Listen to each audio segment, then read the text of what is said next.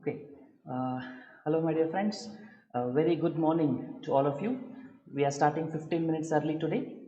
I hope you are prepared for it. Uh, First, we'll start with share-based payments and then we'll go to financial instruments. We'll go up to 215, 220, and depending on that, we'll see to what extent we can complete.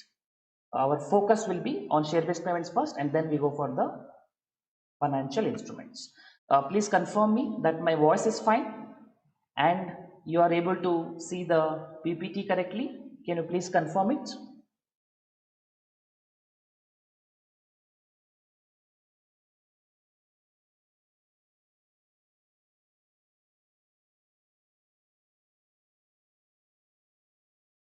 Okay, so things are fine. Let us go into the share-based payments. Share-based payments is very simple actually. What you need to understand is overall concept first, and then you should be able to understand the calculation part of it. And for calculation part, just like consolidation, for share-based payments also, I am going to give you a beautiful tabular format. If you're comfortable with the tabular format, every problem, anything may be the adjustment, you can solve it using that tabular format.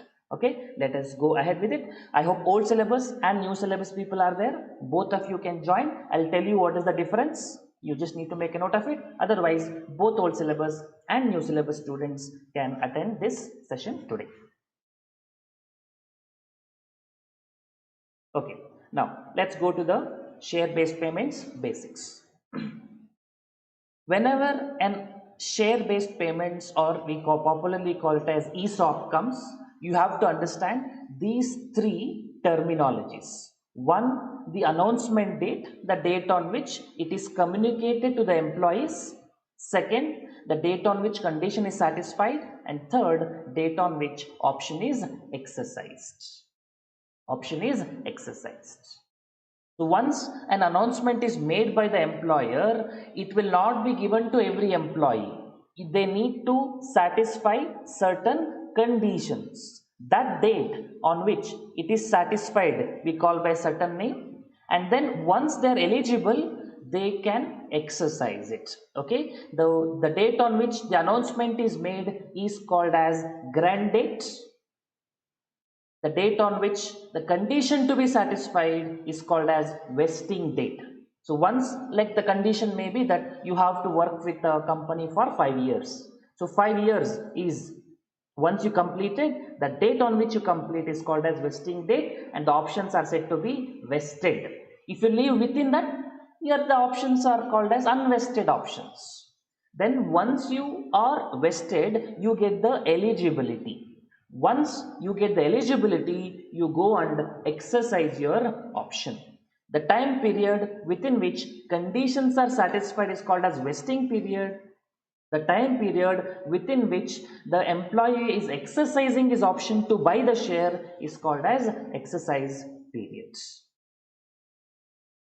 Then vesting period is the period in which the employee works and employer get the benefit. Okay, so the benefit what employer is getting is the service of the employee.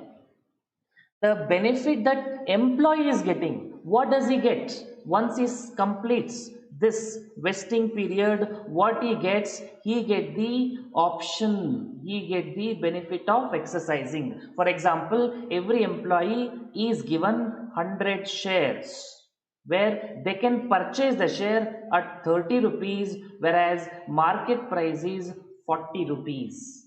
So 30 rupees is the price at which employee can exercise, but market price is 40 rupees.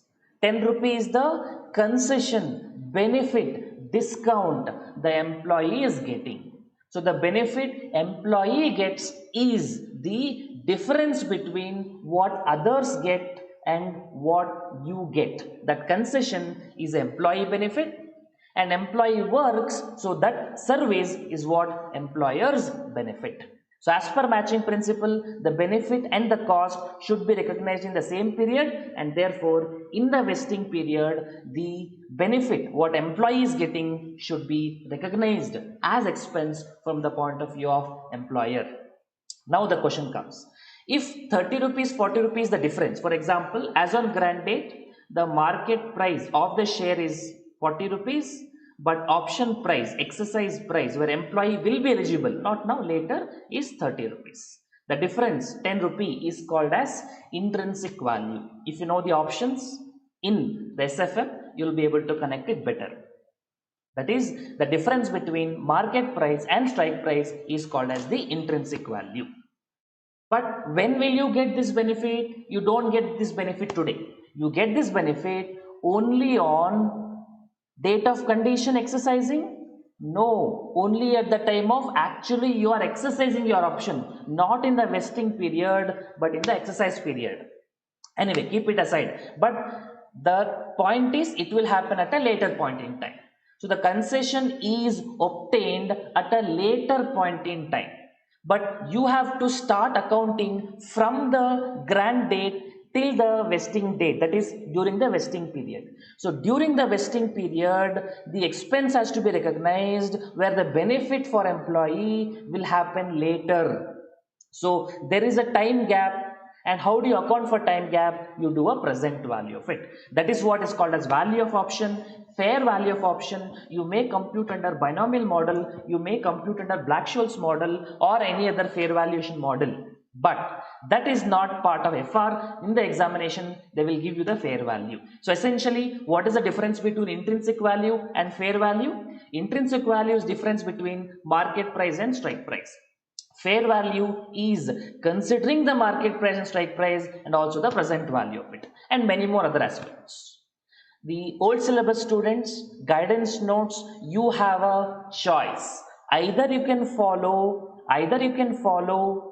fair valuation approach, or you can follow intrinsic value approach, intrinsic value on grant date, fair value on grant date. Both or either of them you can choose as an accounting policy, old syllabus students, as per guidance note. As per new syllabus, only fair value. You know, Ind AS people are completely on fair valuation approach. That is the foundation principle of IFRS Ind AS. So Ind AS 102 only talks about fair value. Guidance notes gives you a choice, either an intrinsic value or a fair value. Since both set of students are there, since both of you must be right, I will be solving the problem only on fair value. So old syllabus also this is correct, new syllabus also this is correct.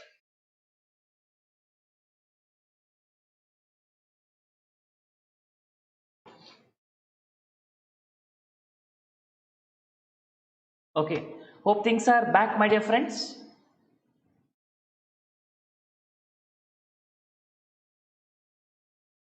Is things are clear now?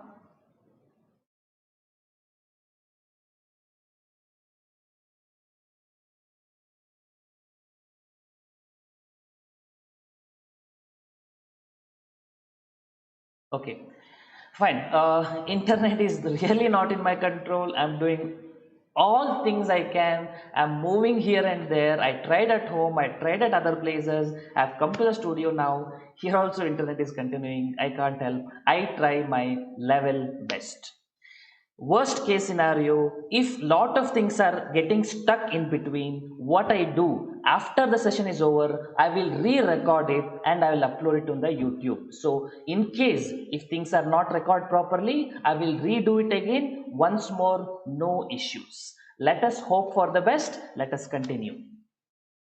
So what I was telling, during the vesting period, the employee works, employer get the benefit. Therefore, during the vesting period, the expenses will be recognized.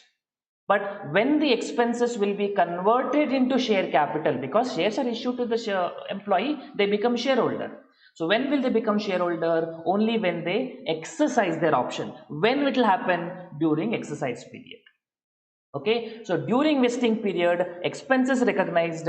During exercise period, once the employee actually exercises, money is received from the employee, and the discount, whatever given so far accounted, both of them put together will get transferred to the share capital or security premium proportionately, as the case may be, depending on the amounts. But hope you got the overall structure. In the vesting period, expense is recognized, which is the difference between the market price of the share and the the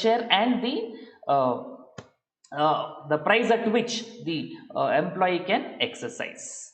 Okay, so hopefully that is clear, and once the point is exercised, you are going to convert into share capital. That is the foundation. Let us go into the types.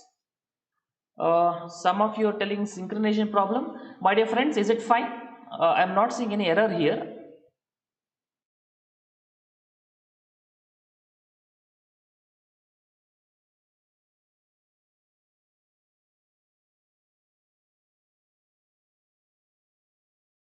Okay, I think things are fine. Okay, let's go further.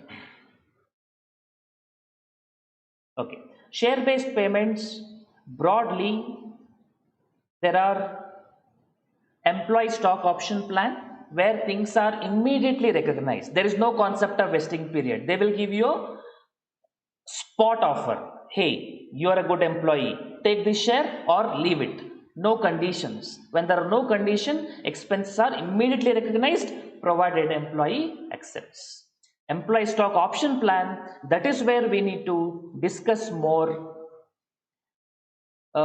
Issue of shares at exercise price, proportionate expense, as I explained, is recognized in vesting period and it will come in the balance sheet as equity. And then the second variety is stock appreciation right. Stock appreciation right means instead of giving the shares to employee, we will give him the benefit directly in cash. That is, if market price is 90 rupees and option price is 75 rupees, his benefit is 15 rupees, his concession is 15 rupees, that 15 rupees is paid in cash. So employee stock option, settlement happens in shares, so it is an equity element, whereas stock appreciation right, the amount is paid in cash, therefore it is treated as a debt liability. So in ESOP, settlement happens in shares, so it is an equity element. In stock appreciation right, settlement happens in cash, so it is a debt element. Then third method is there where ESOP with cash alternative, where employee can choose either to receive the money in cash or he can settle by way of shares. So this is a typical situation of compound instrument because it can be settled in equity or it can be settled in debt, depending on or at the option of the either employer or employee, that may be decided at a later stage. Because there is a debt component as well as equity component, technically financial instrument wise it's called as compound financial instrument, and we need to separate the element, and that is also we're going to do a problem, but you understand debt component and equity component. Okay, now one more important point here. Now employee stock option plan, we will recognize fair value on grant dates. Fair value on grant date. If let's say it was 50 rupees and year end, if it is 55 rupees, are we going to change the fair value? The answer is no. Fair value on the grant date is continued till settlement. In which case? In case of ESOP, equity, because equity is the nature such that once recognized will not be remeasured. I repeat, equity is such a nature that once measured will not be remeasured. For example, company issues equity shares. They record it as bank account, to share capital, to security premium. Next day, share price changes in the stock market. Do you think the company will account the share price changes in the equity element? They don't. So equity element once recognized, unless under exceptional cases, are not remeasured. Similarly, ESOP in the nature of equity once recognized on grant date is not remeasured related to fair value. Number of employees expectation may change. I'll come to that. Whereas stock appreciation right, if 50 became 55, stock appreciation right 50 became 55, there that is a debt element, and debt element fair value change means your obligation also will change. Therefore, for stock appreciation right, you need to change it. So just to summarize it, the element related to ESOP is recognized on fair value on grant date and not remeasured, whereas stock appreciation right in the nature of debt, fair value is remeasured because it is in the nature of debt. Keep the basic principle in mind. Equity elements once recognized are not remeasured usually. Debt element once recognized are remeasured on fair value basis. General principle, thumb rules. Okay, so you have to divide into debt component and equity component proportionately on debt element and equity element. That one problem also we will handle. Okay, now coming to the computation part. Now let's take either stock option or stock appreciation right. Let's say one of them. As on the grant date, 1000 employees were there, and first year end 950 employees were there. Now, should you take 1000 employees and recognize expense for them, or 950 employees and recognize expense for them? The answer is neither of these two, because grant date employees 1000, that is starting point. Year end 950, that is middle point, that is during the vesting period. But what do we want? How many employees who are expected to satisfy the condition? How many employees who are expected to satisfy the condition means we will not take 1000, we will not take 950. At the end of vesting period, how many of our employees are there? Let's say 900, and we don't know the future. Only the person who knows future is astrologer, but we can't ask him such things. We can these things and all we cannot ask with astrologer. So what do? Management expectations, management estimates are used.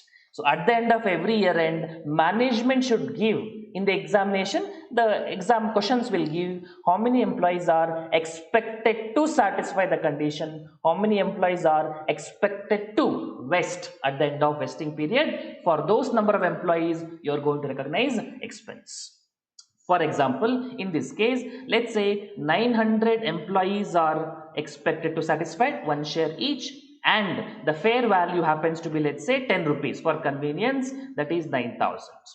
And suppose vesting period is 3 years, therefore first year you do 9,000 divided by 3, that is 3,000. No concept of present value here. Why no concept of present value? This fair value 10 rupee itself is present value.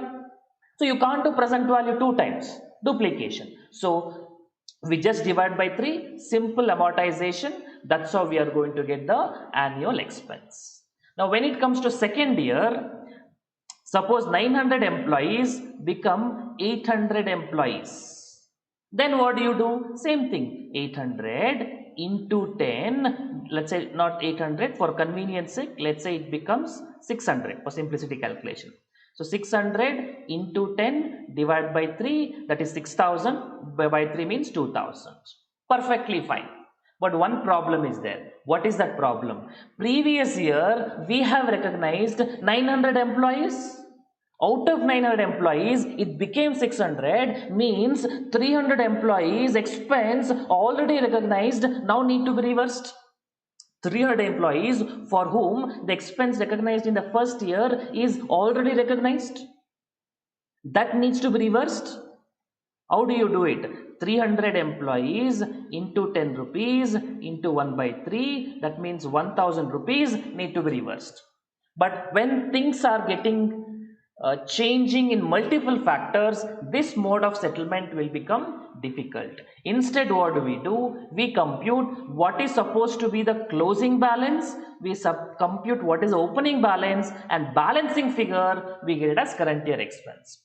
Like in this case, 600 into 10, that is a total expense. How many years have been completed? 1 year is over and 1 more is over. Therefore, closing balance will be 6,000 into 2 by 3. Number of years completed divided by total number of years, which is in this case 4,000. And what was the opening balance? Opening balance here, previous year balance was 3,000. So current year expense will be 1,000, which is what in our method also 2,000 expense, 1,000 expense reversal, net 1,000 expense. So instead of computing expense for the year, what do? We will compute the closing balance and compare it with the opening balance, and difference will be current year expense. My dear friends, if you remember, we have done this formula in business combination yesterday. Share based payments, replacement award. What is the formula we have done? Fair value of the original award multiplied by the vesting period completed divided by original vesting period or new vesting period, whichever is higher. Correct? This is the logic. Essentially, there we are calculating the closing balance of the option value. Okay, now let us go for the problem. Along with the problem, let us also discuss the format. Fine. So I'm taking the problem, which is a recent RTP MTP question only, so we can do based on that. Let us do a problem. An entity which is follow financial year end as per the calendar year grants 1,000 share appreciation rights to each of 40 management employees on 1st January 2005. The SAR provides the employee with the right to receive at the date when the rights are exercised cash equal to appreciation in the entity share price since the grant date. So this is a case of SAR, stock appreciation right, which means this is a case of debt element. What is the basic difference between debt element and equity element? In debt element, the fair value at the end of every reporting period is changed. Whereas in equity option, whatever the fair value on the grant date is continued without remeasurement. But in both the cases, number of employees may change depending on the management estimations. Let's go further. All rights vest on 31st December 2006. They can exercise during 2007-8. Management estimate that on grant date the fair value of SCR is rupees 11 and estimates that overall 10% of the employees will leave during the 2-year period. Please remember, overall 10% of the employees will leave. Remember, overall, it is not per annum. Sometimes they say 10% per employee shall leave, 10% per annum annually. So when they tell you, you have to do number of employees on grant date into 90%, that is remaining 1 minus 10%, into 90% into 90% if the vesting period is 3 years. But here they said overall 10%. So just multiplying 1 time 10% is sufficient, don't do 3 times. It is estimated that overall 10% of employees will leave during the 2-year period. The fair value of SAR at each year end as below. 31st December 2005, 2006, 2007, 2008. 10% of the employees left before the end of 2006. That is what is your expectation was. So everything happened as per expectation. On December 2007, when the intrinsic value of SAR was 10 rupees, 6 employees exercised their options and the remaining 30 employees exercised their options at the end of 2008, when the intrinsic value of each SAR was equal to fair value of 12 rupees. How much expense and liability to be recognized at the end of each year? Pass journal entries. Okay. Let me give you the format. Okay, this is the format. Listen to me carefully, then you can take it down. First, we will write number of employees who are expected to satisfy condition. So year 1, year 2, year 3, year 4. How many years it may be? You keep writing it in the number of columns. Number of employees you expected to, which can change every year. Okay, options per employee. Every employee can become 100 options, 50 options. It can also change every year, but usually remains same. Fair value per option. If it is in the nature of equity, that is remaining same. But if in the nature of debt, this will change every year. But format is same. Total expense in the vesting period. How do you get? Number of employees multiplied by options per employee and multiplied by fair value per option. This is the total expense in the total vesting period. Then we compute what is the expected vesting period, which can also be fluctuating. Then closing balance. How do you get the closing balance? Total vesting period multiplied by vesting period completed divided by expected total vesting period. How many years are over? Divided by total number of years. Just like the way we have done in business combination. The fair value of the option ESOP multiplied by vesting period completed divided by total expected vesting period will give you the closing balance. Subtract the opening balance, you get the current year expense. Any problem, debt, debt with equity alternative, ESOP, SAR, cash alternative, be it any problem, this format works. Simple, logical, structured tabulation. Examination, first try to get this structurally understood, then solve the problem so many times or so many problems such that this format is set in your brain like a picture. So you don't have to by heart it. You solve more number of problems, format comes. The key in FR is only this, my dear friends. For some theory topics, charts, and for some problems like consolidation and for share-based payments, tabulations. If you are comfortable with the formats and the charts, FR is taken care. Same thing has been to SFM also. Anyway, let's do a problem here now. In this case,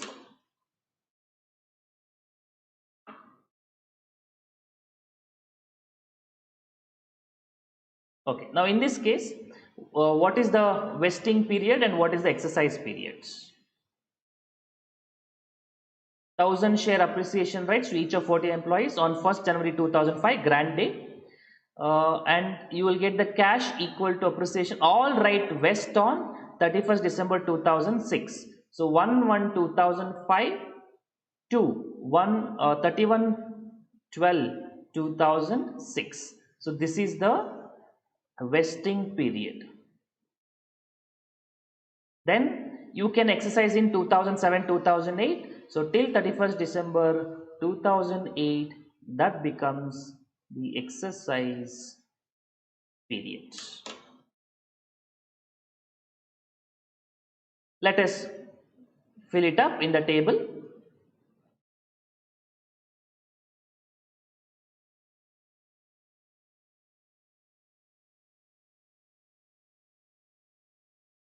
So first I will write 31st December 2005.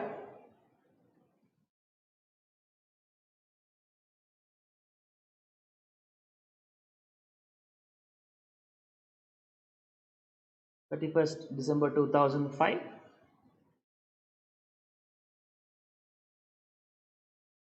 Then 31st December 2006. Then 31st December 2007 and 2008. How many ever number of years are there? You can have those many number of columns. Now number of employees expected to satisfy the conditions. Number of employees who are there are, how many were there? 40 employees. 10% of them will leave. So, and overall not 10% per annum. So what do we do here? 40 into 90%, that is 36. They said 10% overall. Had they said 10% of the employees shall leave annually, what you would have done? 40 into 0.9 into 0.9. Or how many ever number of employees left in the current year multiplied by 0.9. Anyway, all these are expectations. Expectations cannot have rules. Okay. Now, 36 options per employee. What is the options per employee? Each employee will get 100. And what is the fair value of the option? Not on grant date. This is debt element. So at the end of the year, what is the fair value at the end of the year? At the end of the year is 12 rupees. And total expense in the vesting period, multiply all the three, that is 36 into 100 into 12, that comes to 4,32,000. Then expected vesting period 2 years, and closing balance will based on number of years completed. 4,32,000 into number of years completed 1 by 2, that is 2,16,000. Then opening balance, first year there is no opening balance, 0, and entire amount will become current year expense 2,16,000.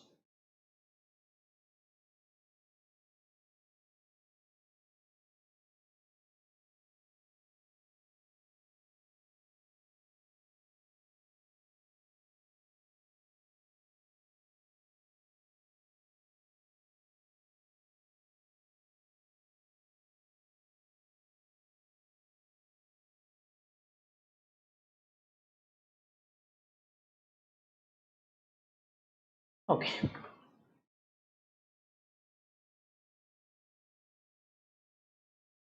I don't think any lagging is happening. I think things are working fine.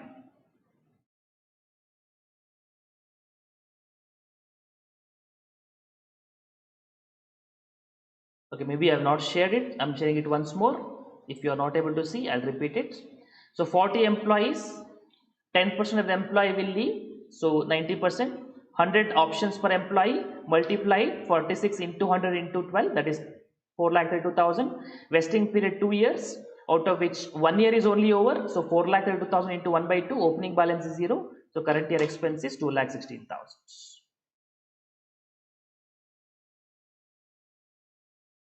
Some of you telling solution is not visible. Can you see it now? Please confirm.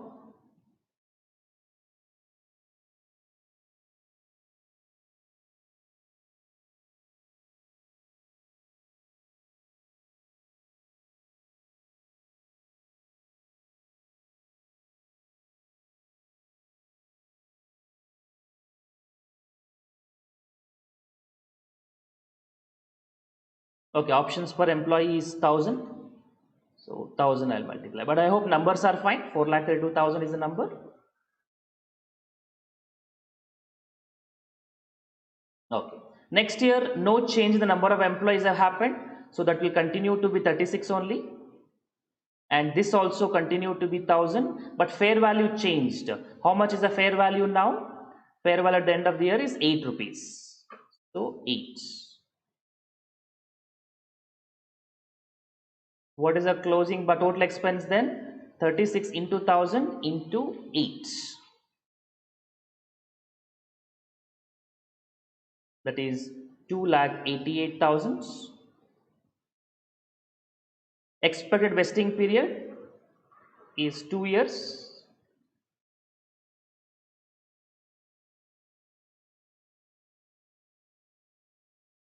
Which is remaining same.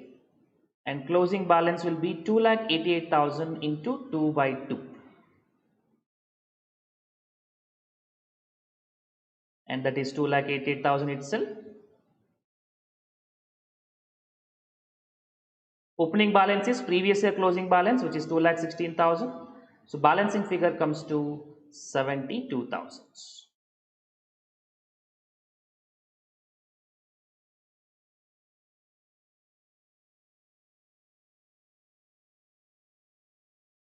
Okay.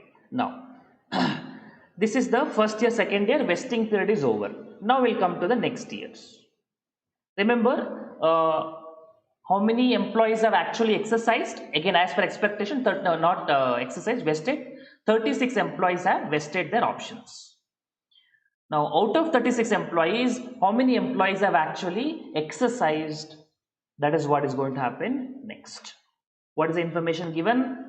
6 employees exercise their options, and the remaining 30 employees exercise their option at the end of 2008.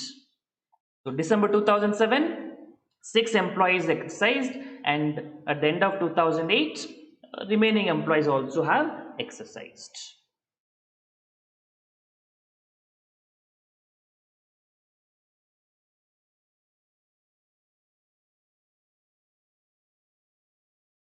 Okay, so what will happen now?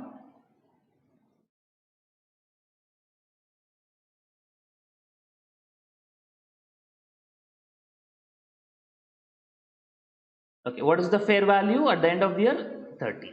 So again, I'll say 36 employees, options per employee 1000, fair value per option, which one will I take? Now fair value per option will be, I'll take it as not 8 rupees, fair value per option became 13 rupees. No, at the end of 2007, when the intrinsic value of each SAR was 10 rupees.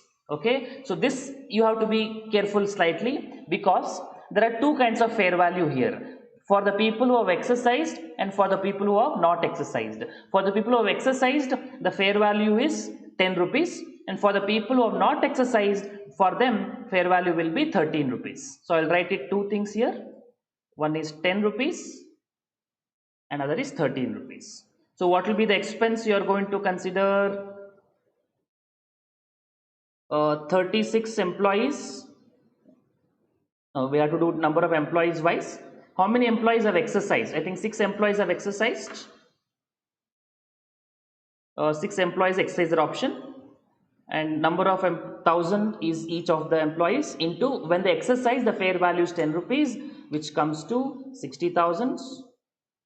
And okay, I'll just write the amounts later, plus the other employees, remaining employees. Who are remaining employees? 30 employees, 1000 option each. And what is the fair value of their option, because they are not exercised yet? That is 13 rupees.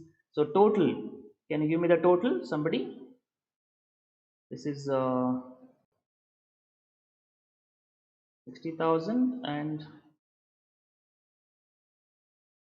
30 into 1000 into 30. 4,50,000. Is the number correct? 4,50,000. Please confirm. Yeah, 4,50,000. Thank you. Now, years is 2 years. 2 years is already completed, so no need to do any other calculation. So you can simply do 4,50,000 into 2 by 2. That is 4,50,000. Opening balance is previous year closing balance, which is 2,88,000. And please tell me the difference. 4,50,000 minus 2,88,000. What is the difference, my dear friends? 1 lakh something.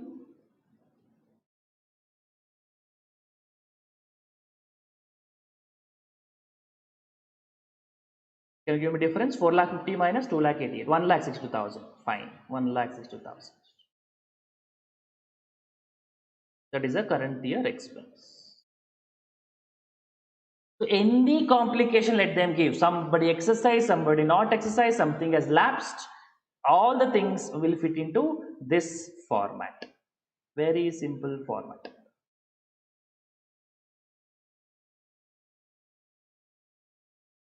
Okay.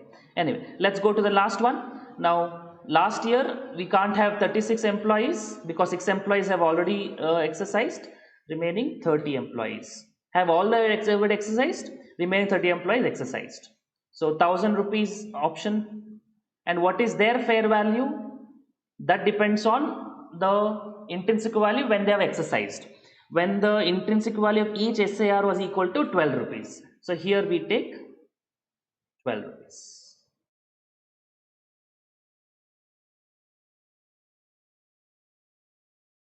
So this amount will be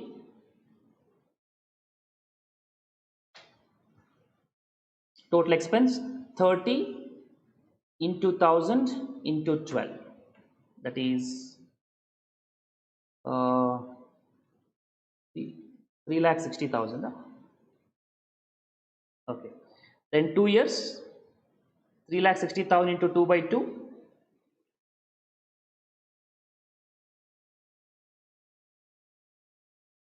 That is 3,60,000. Okay. Opening balance, my dear friends, you have to be careful little bit here.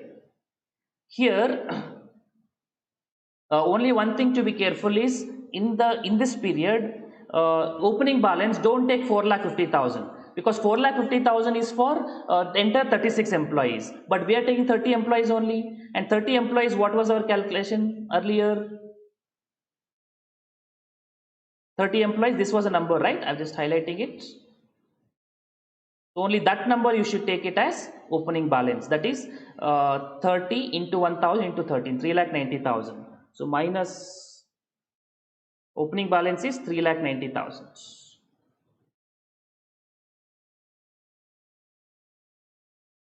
Therefore, this will be a reverse period 30,000. That is negative. It will be right back to P&L account. That is your solution. Let us look at any questions here. One doubt, 2007 is exercise period. Now, we're not vesting period. Yes, exercise period, but in exercise period also, when the options are not exercised, pending exercising, fair value change need to be accounted. Change in accounting estimate. That's why. The logic behind intrinsic value when the exercise is that it's actual expense to the company, correct, because that is the actual payment. That is on the date of exercise, whatever is the intrinsic value, that is the amount paid by the company. So that should be considered for all our accounting purpose. Sir, could you explain the difference between fair value and intrinsic value again? Logically, fair value and intrinsic value is difference between, how do you say, in options. Option market price minus strike price is called as intrinsic value. And if you do a present value of it, that is called as fair value. So present value of intrinsic value is called as fair value. Anyway, you don't worry about it. What you need to do for accounting purpose, as on the date of grant date and every year end, you revalue based on fair values. But when the actual payment is done to the employees, that will be the difference between market price, strike price, which is what they've given intrinsic value. Take it as a payment amount. That's it. Okay, so they've asked for journal entries. You please take care of the journal entry part. You can, that is a institute solution. You can just go through it. I'll share it here. But calculation was the most important part. In general, can you please explain the acceleration concept? I'm not sure what is that acceleration concept means. I just know difference between closing balance minus opening balance. Only in SIR we account in fair value change till exercise and not in ESOP. Correct, absolutely correct. Only in SIR we account for fair value change till exercise. And on the date of exercise, they don't call fair value, they call it as intrinsic value. Okay, on that, just the terminologies, don't worry too much, but your point is correct. Only in SIR it is a fair value change till the date of exercise. Perfectly right.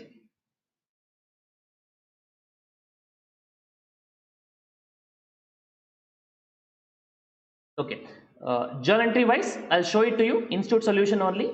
I don't think I need to explain anything much over there. This is the institute solution. So first year you go for 2,16,000 expense, second year 72,000 expense, third year payment of 1,62,000, payment of 60 and expense recognition of 1,62,000 that is being transferred. Then 30,000 is the reverse and 3,60,000 is the payment. So this journal entry part, I don't want to go into it. Institute solution is there, you can go for it. I'm again getting the difference, asking the difference between intrinsic value, fair value. Intrinsic value is difference between market price and exercise price. The present value of that is called as fair value. The thing is, it is not required for exams. I don't know why people are getting confused. On the grant date, at the end of every year, you should go for fair value. At the time of settlement, for the purpose of payment, you go for intrinsic value. That's all.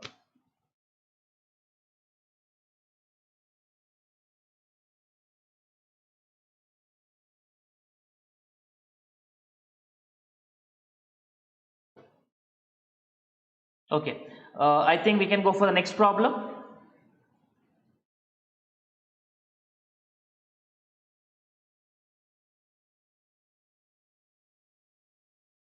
Okay, let me go for the next problem. Question number 2. Sir, cancellation of option. If the option is not exercised, instead of writing SIR to cash, you will write SIR to general reserve or SIR to retained earnings. Instead of transferring payment to cash, you will transfer it to general reserve. That's all.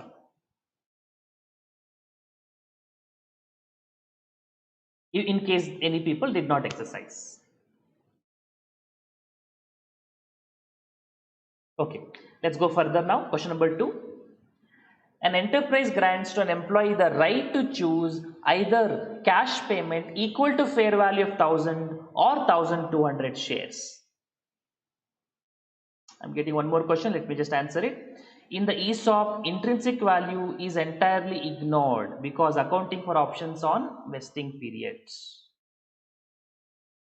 Correct, that is what I'm telling. Fair value is considered for equity purpose on grant date, no remeasurement. Whereas for the SAR, fair value is considered for remeasurement every year, and at the time of payment, intrinsic value is considered. And remember one more thing. At the time of settlement of SAR, intrinsic value and fair value both are equal. Because what I told you about fair value is present value of intrinsic value. If I am calculating on the same day, today intrinsic value, today fair value, no time value of money concept, both are equal. So in altogether, you just consider for the purpose of exam, even if they give intrinsic value, you read it as fair value. Your problem is over. Equity, ESOP, it is not remeasured. Debt, SAR, remeasured until settlement. Even if they give intrinsic value, you read it as fair value. Your problem will be solved. Okay, good. Let's go further.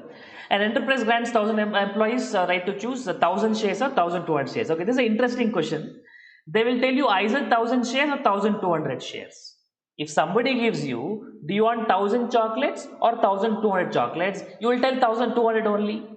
If somebody gives you the option 1000 shares or 1200 shares, you have to choose 1200 shares only. So that is not the intention behind this sentence. This cash payment equal to 1000 or 1200 shares. So if you choose 1000, that is cash. If you go for shares, you get 1200 shares. Don't add that sentence cash to both the parts. I know in English, whenever we use the word and or, the prefix has to use for both parts in the sentence. But you have to understand from the context.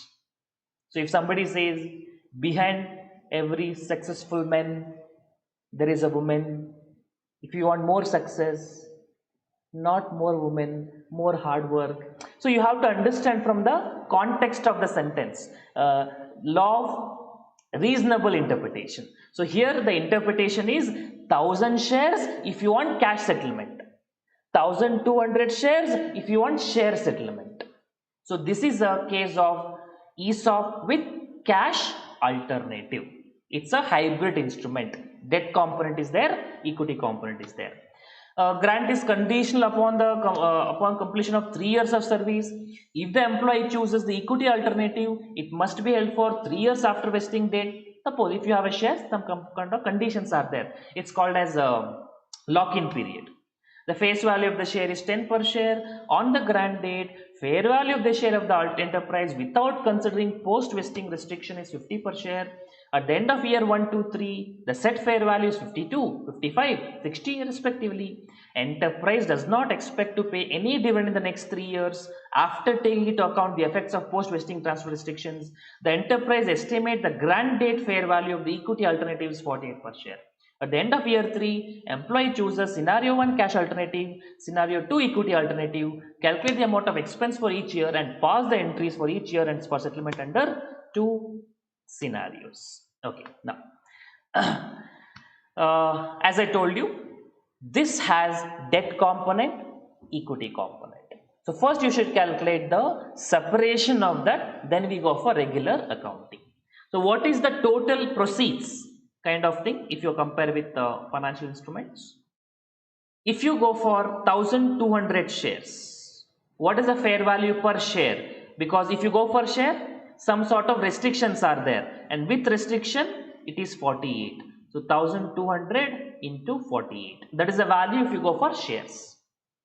If you go for cash settlement, you get 1000 shares and the value per share is 50 rupee per share. Okay, this is one way of understanding it. Other way of understanding it is simple logic. You don't get double benefits. What is that? Either you get more number of shares or you get more value per share. You can't get more number of shares also and more value per share also. Double benefit you don't get. So when you have more number of shares, value per share will be less. When you have less number of shares, value per share will be more. That is one more cross verification you can do while doing calculations. Okay, so keep this in mind. What will be the value? So if you go for equity settlement, it is 57,600. If you go for cash settlement, 50,000. The difference will be called as equity component, 7,600. Now 50,000, if employee chooses, the entity has obligation to pay cash. When entity has got obligation to pay cash, it is in the nature of debt. Therefore, 50,000 is liability, balancing figure, residual component, 7,600 is in the nature of equity. Okay, now because the fair value of the equity option do not change, this 7,600 can be spread throughout easily 3 years. No change in number of employees also. But this 50,000 debt component, SAR component, cash component must be revalued every year according to its fair value. So for that we prepare this table. I repeat, equity portion I don't prepare this table because no change in number of employees because of the information, and no change in the, or you cannot account for change in the equity, no remeasurement. Therefore, table is not required. I can simply do 7,600 divided by 3 per annum. Equity portion will get over. But for debt portion, fair value change must be given effect. So, I am preparing this table. Number of employees and the SIR per employee information not there. Together we know 1,000 employees or 1,000 options. Fair value per right at the end of the year 52. Total expense 1,000 into 52, 50,000. Vesting period 3 years. Closing balance, how many years over? 1 year. So 1 by 3. What is opening balance? 0 opening balance. First year, 0 opening balance. Balancing figure, current year expense. Let me do second year, third year also. 1,000. Fair value per share changed, 55. So total expense, 1,000 into 55. 55,000. 3 years is the vesting period. No change happened there. And what is the closing balance? 55,000 into 2 by 3. 2 year is over. Opening balance is previous year of closing balance 7333. Balancing figure current year expense. Let me do for last year also. 1,000. Fair value per share 60. 60,000 is the total expense. 3 years over. Out of 3 years, 3 by 3. Balancing opening balance 3667. Balancing figure current year expense 23,000. This is a format such a way that even if there are many changes. What are many changes? Number of employees can change, fair value can change, vesting period can change sometimes. Some problems are there where based on your average profits, vesting period can change. Whatever may be the variable, this table will consider it. Only job of yours is to understand this structure logically and keep practicing with it. You will get the right answers. In a short time, examination time management is also important. Just getting the answer is not sufficient. Consolidation, tabulation format, ESOP, tabulation format, in business combination, the steps format. So when you are used to these steps and formats, you can do faster in exams. That is how you save time in financial reporting paper. Not just by writing. Keep citing it, you may be right, but 3 hours time constraint is also there. Okay, it is not a test match, it's a T20 match. You have to finish within 3 hours. Okay, anyway, so don't spend time in writing. Please take a screenshot of this, and in the Telegram channel after the session I will save it. I will share this screenshot solution. There also you can write it down, because we want to understand our focus should be on discussion, not on writing. Okay, but here one important aspect is whether settlement happens in shares or settlement happens in cash. How the joint is going to be happen, that is important, that we discuss now. Okay, so first year employee compensation expense to liability component 17,333 we calculated, and first year the expense on equity 2533. How we got 2533? 7600 divided by 3. Simple amortization. Second year, we calculate the amount. Please forgive me for the formatting. And then expense again 2533. Okay, let me just do a quick formatting so that it looks better.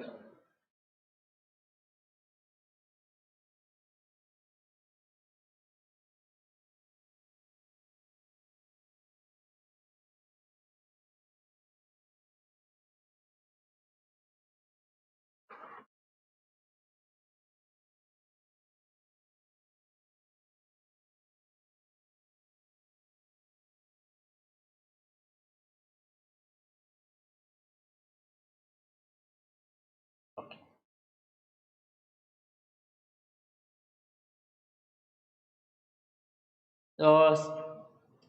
You're asking, can we do combined JV for both debt equity? You can, but conceptually, I would say do it separately, because the concept wise debt expense and equity expense are different. But for examination purpose, you can pass. They will accept it, but practically, conceptually, it's better to keep it separate. Okay. Now, so first year is over, second year is over. Similarly, third year also 23,000 and 2534 because of a balancing figure. Now comes the important point. If the settlement happens in equity, what happens? If the settlement happens in cash, what happens? On settlement year, scenario 1, cash alternative. If it is cash alternative, then you have 60,000, right? 60,000, if you add 17,333, 19,334, 23,333, that is our last column, total expense in the table. 60,000 is paid, so provision for liability to bank. But what will happen to this 2533 now? This is no longer valid, no longer required, so you don't keep it as share option outstanding. This becomes now free reserves, meaning this will be transferred to general reserve or retained earnings, other reserves basically. This becomes now free reserves. If it is settled on equity alternative, then what do? Then you have liability component and you have equity component. Both of them together will be transferred to share capital and balancing figure security premium. So ESOP outstanding 7,600, this number, and provisions for liability component 60,000. 2 share capital 1,200 shares are there, and balancing figure will go to security premium.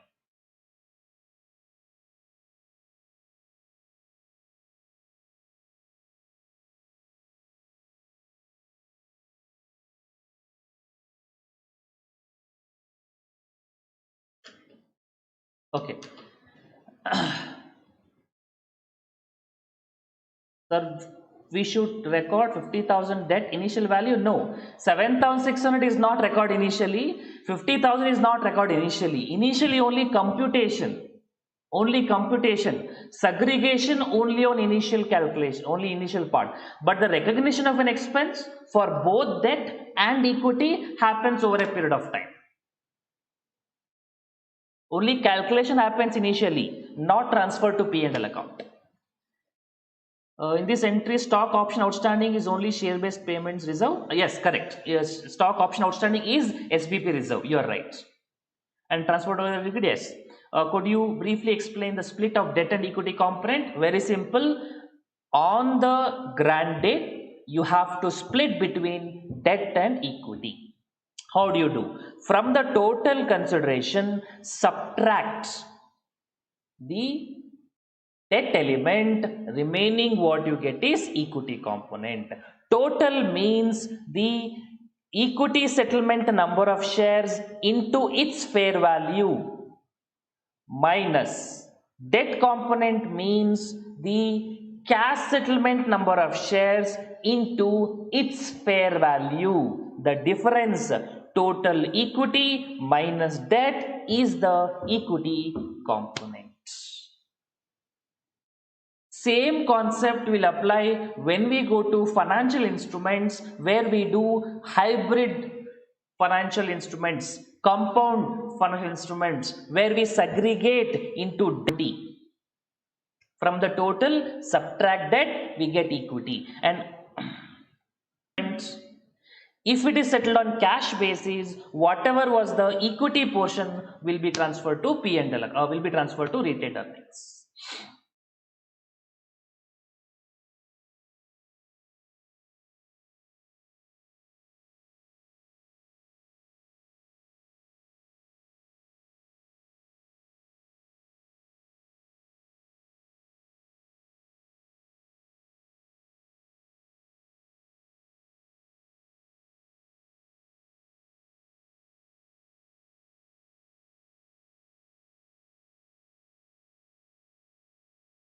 Okay, let me see the thing.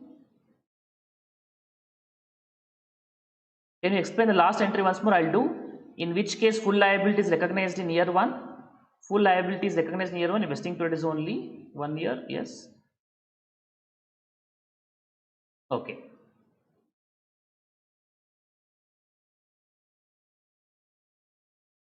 Fine. So I'll explain last entry once more. When the settlement happens on, when the settlement happens on equity, you will have liability component debited. You will have equity component debited. What should be the credit? Face value of equity share issued and balancing figure security premium. That's all. The difference between this and compound finance instrument, there are two differences. One, initially nothing is recognized, and second, in ESOP, that is the share-based payments, expense recognized over a period of time. That concept is not there in compound financial instruments. That is why principle-wise both are same, but the standard covers it separately. A financial instrument excludes Ind AS 102 for this reason. So debt component, equity component is recognized immediately in financial instruments, but recognized over a period of vesting period in share-based payments. But at the end of settlement, concept is same.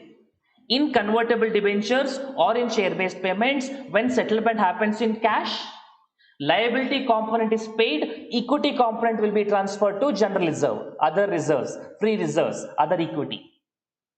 And if settlement happens in equity, then liability account debit, equity component account debit to share capital to the extent of shares issued to security premium balancing figure.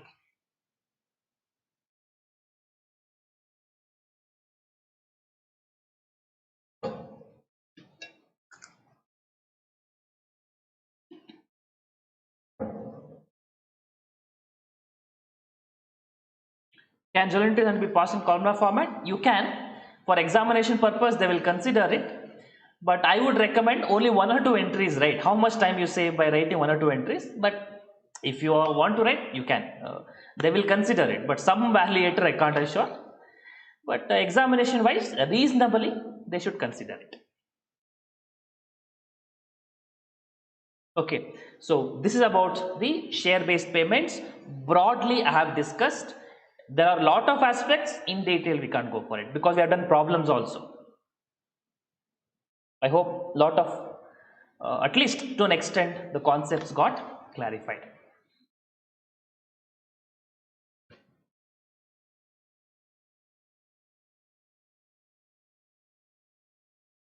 Okay, we'll go to financial instruments. Before that, any questions on the topics we have done so far?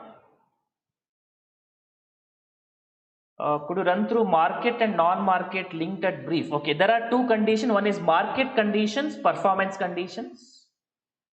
In case of market conditions, at the end of the vesting period, even if the condition is not satisfied, you recognize in P&L account and then you transfer it to general reserve. That is market condition. Performance condition means you don't transfer it to P&L account at all. So if it is market condition, you transfer it to P&L as if the market condition is satisfied, and then you transfer it to general reserve, telling that it is market condition not satisfied, so it is transferred to general reserve. That's the main broad difference between performance condition and market condition.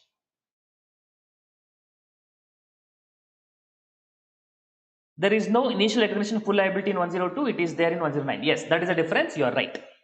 Correct.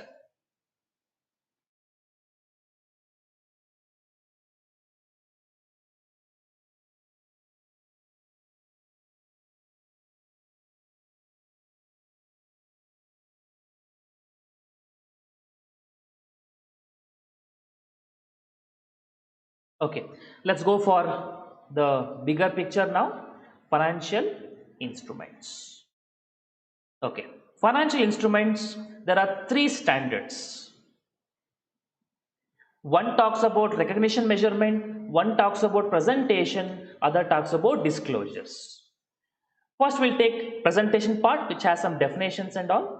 Financial instrument means it's a contract, financial asset of one and liability of another or equity of another. Okay, I'll try to give some examples. Please don't take me as any wrong example, wrong person. Only for conceptual purpose, not any personal association.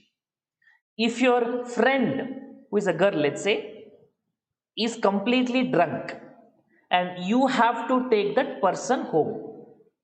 The person home. Now, is it your asset or liability? If the person is your girlfriend, it is an asset. If the person is your sister, it is your liability. Okay, only for example purpose, point I am trying to tell you is one person assets is other person's liability. One person's benefit is other person's cost. Okay, so forget about the example. Please don't remember it, because many students say that once things are over, class is over, you remember the example, you don't remember the concept. I don't want that to happen. Only for example purpose, take that out. Okay, somebody is asking, is share-based payment, that's all? Yes, share revision person, that's all I can do. If I keep talking about it, we can do 10 hours also, but we are having a time constraint. To give you overall idea, I have done the problem. That's all about share-based payments. Okay, anyway, so let us come back. Financial instruments, if you want to talk about it, means it has to be one person asset, it has to be one person's liability. Liability means there has to be two sides, double entry system. For every one action, there is equal and opposite reaction. For every one debit, there is credit. For every one asset, there has to be a liability or an equity, then only it is financial instrument. And more importantly, it has to be through contract. Contract need not be in writing, but it has to be a contract. For example, if you take an example of gold, gold is my asset, but nobody's liability. But if we take an example of bill receivable, it is my asset and somebody else's liability. If we take an example of equity shares, for a shareholder it is investment asset, for a company it is not a liability but equity. So essentially, this is what you have learned in your accounting equation in CPT. Assets equals liability plus equity. But only one point is, it has to be through a contract. Asset of one person, liability of another, or equity of another. It has to be contract. For example, if I say income tax payable, is income tax a financial instrument? No. The answer is no, because income tax you have not done any contract to pay. So it's not a financial liability. There has to be a contract. If there is no legal obligation, income tax is a legal obligation, but the amount you have to pay to employees is a contractual obligation. Okay, let's go further. What is a financial asset? Financial asset is cash, equity instrument of another. You are having cash in hand, or investment in equity shares, equity instrument of another, or a right to receive cash. You have bank balance, fixed deposit, you have right to receive cash. That is also financial asset. Or another financial asset, you don't have right to receive cash, but you get one more cash. So if you have a sundry debtors, the person can give you cash, the person can give you check, or the person can give you bill receivable. Right to receive cash or any other financial asset, or exchange financial asset, which are potentially favorable in nature. Potentially favorable, because when something is favorable to you, then only it is called as an asset. If it is not favorable, it becomes liability. So potentially favorable is a financial asset. For example, let's say you have entered into a forward contract to buy at 48 rupees and market price and the date is 50 rupees. That means what? You have saved 2 rupees, or if you buy at 48, sell at 50, you can make a profit of 2 rupees. That's called as potentially favorable. If it's 50 rupees become 46 rupees, then 2 rupee loss, that becomes potentially unfavorable. And contract settled on own equity instrument. This portion of financial asset is not so much important, so we'll not discuss, but this portion related to financial liability becomes important. We'll discuss that. Financial liability means obligation to deliver cash. So if you have an obligation to pay in cash, it's a financial liability or another financial asset, or exchange any financial asset which is potentially unfavorable, or contract settled in own equity instrument. Contract settled in own equity instrument means like you have purchased raw material and the terms of the contract says you have to give them shares. So he's a creditor, you have to pay them, it's a liability, but instead of paying them cash, you're issuing them shares. Contract settled in own equity instrument, that is a financial liability. Now, one of the question I have seen in my Telegram channel also, that's a good one, I would like to discuss it here. Outstanding expense, is it a liability? Obligation to deliver cash? Yes, it is a liability. Prepaid expense, is it a financial asset? When you have prepaid expense, or even say advance to supplier, insurance prepaid, in these cases you have benefit, no doubt about it, but how will you realize benefit? Will you realize benefit in the form of cash? The answer is no. When you provide advance to supplier, you have right to receive goods, not cash. The primary settlement intention is by getting goods, or even advance to employees, advance to suppliers. The benefit is to receive through goods, services. They are not financial asset. Whereas outstanding expenses means you are having an obligation to make a payment, therefore financial liability. Putting it other way around, outstanding salary is a financial liability, advance salary is not a financial asset. The settlement has to happen, or the obligation or the right should happen in cash. Okay, this is regarding financial liability. Equity instrument, balancing figure, asset minus liabilities, that is what is called as equity instrument. But we should also discuss on segment between debt versus equity. We'll come to that. Before that, let us take one quick question on the classification. You should have this question in your material. Please make sure that this is available with you.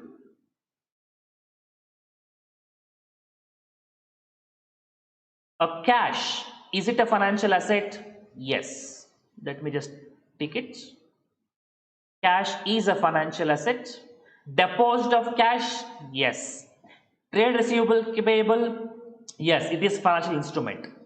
Bill receivable payable? Yes. Inventories are not. They are physical assets because you don't have right to receive cash. No contracts. Prepaid expenses I explained, not. Convertible debenture, variable number. I have to explain you this. Variable number means it is a financial liability and fixed number means equity. I'll have to explain this. In the next segment I'll do it. Loan receivable payable is financial instrument. Gold is not. It's a physical asset. Fixed assets is not physical asset. You have right to receive cash? No, you don't have right to receive cash. Provision for tax is not. It's a legal obligation, not a contractual obligation. Advance from customer, not, because you have an obligation to give goods, not cash. Warranty obligation, in general it is not, because you have an obligation to replace the goods or repair the goods.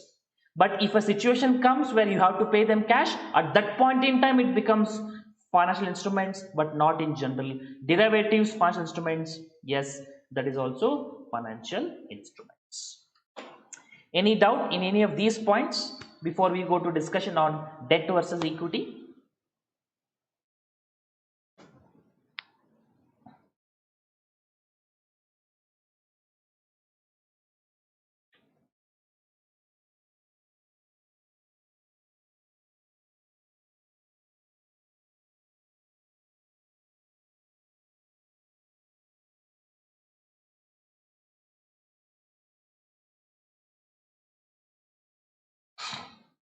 Okay, let's go further now.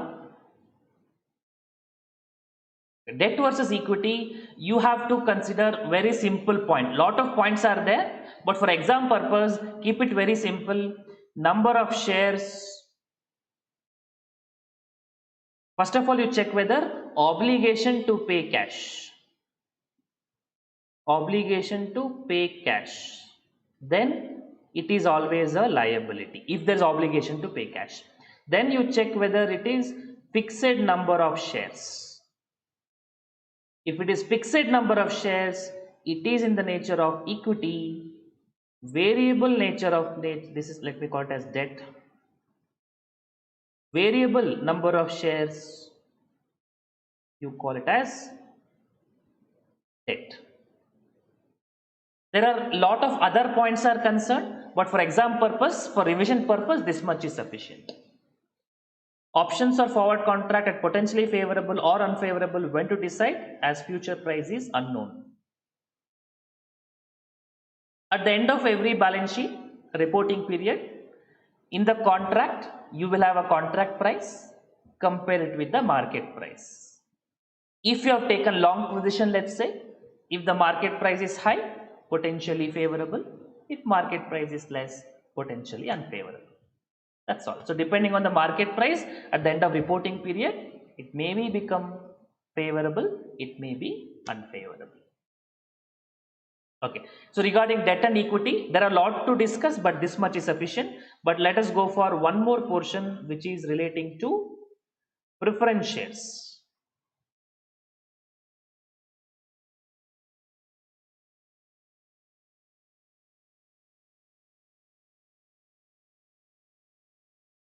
Preference shares, if it is redeemable preference shares means you have an obligation to pay cash, therefore it becomes liability.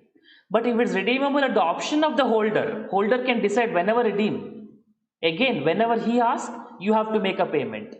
You have liability to settle his requirement, liability. At the option of issuer means it is going to be a compound financial instrument. So basically, till the obligation is not there from the entity's intention point of view, it will be equity. The moment entity decides, okay, now I'm going to redeem it, then it becomes debt. Irredeemable preference shares, it becomes equity.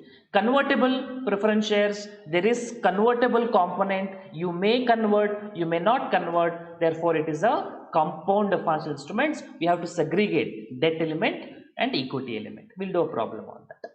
Dividend, cumulative in nature, entity has an obligation to pay cash, liability. Non-cumulative, till it's declared, if the entity don't have an obligation, it will be part of equity. Once it is decided, once it is declared, then it becomes a liability. Okay, that is regarding the preference shares. Derivative element, derivative, three conditions to be satisfied. First condition, the value should change with respect to the underlying asset. For example, if you say option contracts, option to buy shares, option will change according to the shares change. When the shares changes, option value will change. That is derivative. Value will change with respect to underlying instrument. Initial investment should be either zero or minimal. So when you compare the options and its underlying asset share price may be 1000 rupees, but option price will be only 20 rupees. So either it will be zero or minimal as compared to underlying assets. Then settled at a future date. So you enter into a contract today, forward contract, future contract, options contract, or even swap agreement. They are entered at one point in time, but settled at later point in time. So three conditions are satisfied. These are all the examples. Future options, swap agreements are all the examples of derivatives. Okay, now as far as examination considered, how do you know whether it is financial instrument or not? Derivative, if it is settled on net basis, you please go for net basis means cash basis, then it is financial asset or liability. What is net basis? You have an agreement to buy some asset at rupees 45, but market price is rupees 50. So you don't buy it at paying 45 and you don't go to market and sell it at 50. Instead of two transaction, you receive the net amount directly. So what do you tell? Let's cancel the contract, give me 5 rupees only. Settlement on net basis, cash basis. It may be financial asset, may be financial liability. In my example, 5 rupee was profit, so financial asset. If the rupee was less, like 42 rupees loss, that becomes financial liability, potentially unfavorable. Initial investment is the option premium for derivative. Yes, that is true. You're right. Settlement on delivery basis. If your intention is to settle on delivery basis, then you have to check the nature of underlying instrument. If the underlying instrument is a financial asset, then this derivative is also a financial asset. If the intention is not to settle on underlying asset, that is to say, let me give an example. Agreement to buy a share. Agreement to buy a share. Share is a financial instrument? Yes. Then this derivative is also a financial instrument. If the agreement is not to buy a share, if it is to buy gold, oil, copper, non-financial asset, then it is not a financial asset. Very simple thing, my dear friend. Very simple. If the settlement is on net basis, close your eyes, underlying asset don't matter, it is going to be a financial asset liability because cash settlement. Cash is a financial asset. If the settlement is on delivery basis, you have to look at the underlying asset, because tomorrow when the derivative is settled, that underlying asset becomes your part of balance sheet. So if underlying asset is a non-financial asset, derivative is also non-financial in nature. If underlying asset is financial in nature, derivative is also financial in nature, because tomorrow on settlement, that underlying asset will substitute your derivative. So you should know if tomorrow what could happen, accordingly be prepared today. If that underlying asset is financial asset, you account this derivative also as non-financial asset. If the underlying is financial asset, derivative also should be financial asset when settlement is on delivery basis. If the settlement is on net basis, anyway cash, straight away go for derivative as financial instrument. This is about derivative. Compound financial instrument, where you have an equity element as well as debt element, like convertible debenture. Accounting is you have to calculate debt component and equity component. How do you calculate debt component? To the extent of entity has obligation to pay cash. How do you get the extent of obligation to pay cash? Debt element is to the extent of present value of obligation. That is, if you consider convertible debentures, what is entity's obligation to pay cash? Obligation to pay cash.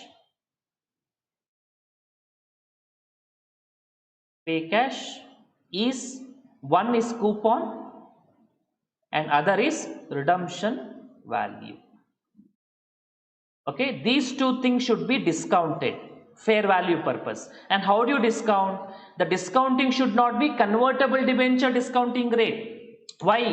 Because convertible debenture discount, the coupon rate has an element of conversion option also. It's a mixture, it's not pure liability. So don't use convertible debenture coupon for discounting. You have to use non-convertible debenture for discounting, because that non-convertible debenture coupon rate reflects pure liability, required rate of return.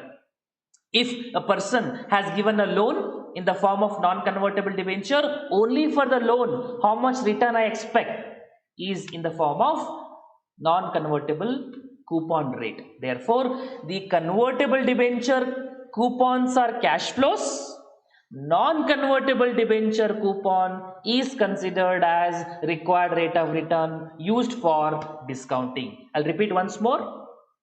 To compute the debt component, you have to do present value of future cash flows. Present value of future cash flows. Convertible debenture coupons, convertible debenture redemption price becomes cash flows. Becomes cash flows. Its present value means discounting rate. Discounting rate means pure lending arrangement, means convertible debenture. Therefore, the non-convertible debenture coupon rate is used as discounting rate. Convertible debenture coupon rate is cash flow. I'll repeat the thumb rule once more. Remember it. Convertible debentures coupon and redemption price is cash flow. Non-convertible debentures coupon rate is discounting rate, required rate of return. So many questions have been asked on this in the past in the exam. So we have to focus on this. We'll do a problem on also on this. Okay, so we'll do problem, but before that, any questions so far?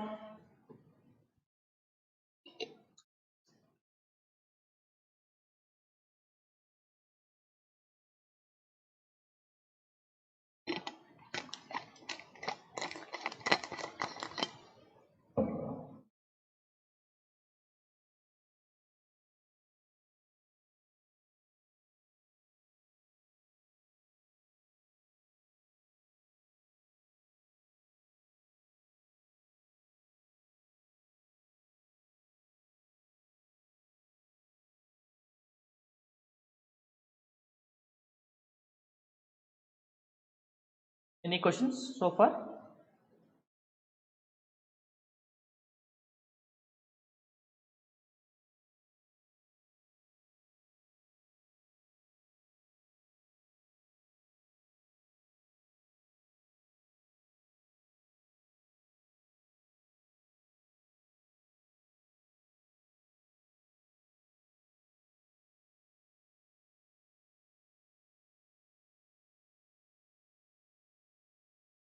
Callable and puttable option, how to treat? To see at whose option. Callable bonds means the entity can decide whenever they want, they can call. So till they call, it is debt. Once they call, once they make the decision to call, it becomes equity. If it is at the option of the holder, is what we're discussing now. Puttable means the holder will decide. Callable means the company will decide, and the puttable means holder will decide. If it is puttable instrument in the hands of the holder, I mean in the hands of the holder, whenever they want, they can sell it, they can convert it. We are doing now convertible debenture. There is a compound financial instrument. But if it is a case of callable bond, till the entity has the obligation, till the entity calls, it will not become a liability. Okay, let's go for the problem now.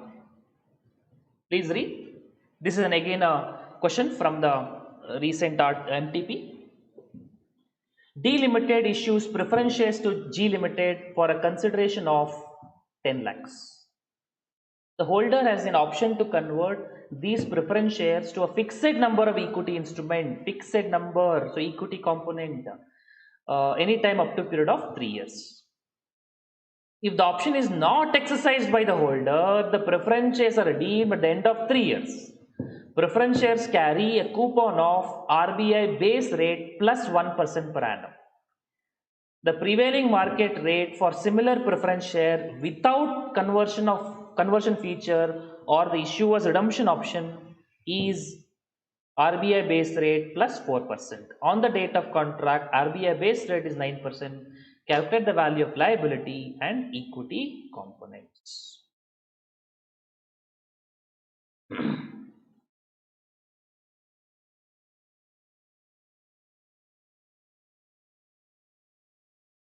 Okay, first thumb rule, you please write it down. Is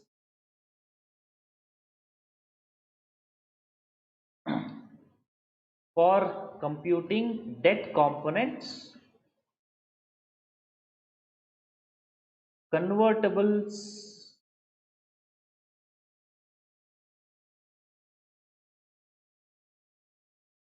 coupon on convertibles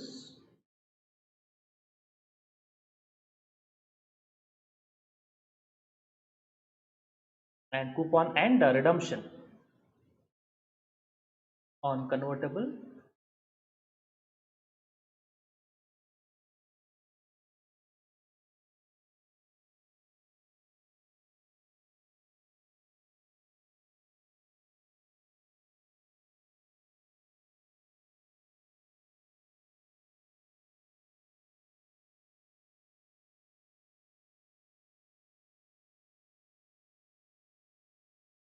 coupon redemption on convertibles are cash flows, and non or coupon rates on non convertible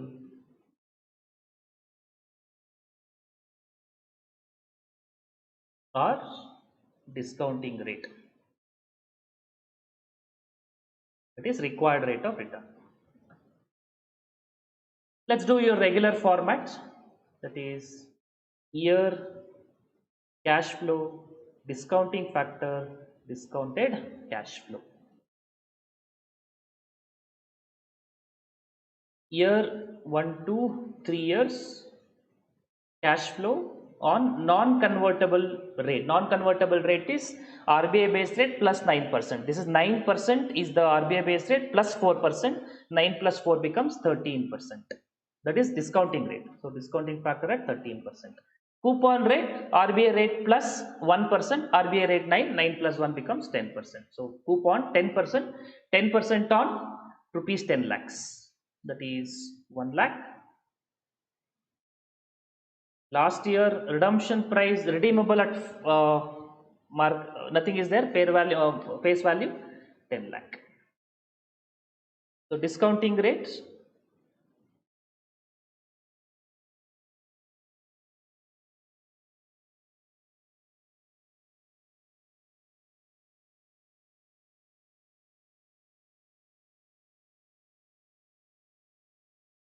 $2.36. You can take 4 decimal, 5 decimals. Let me say I'll take 4 decimals. 2.3612.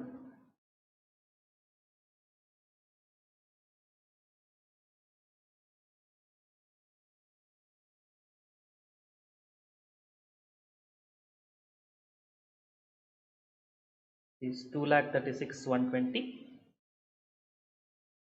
and discounting factor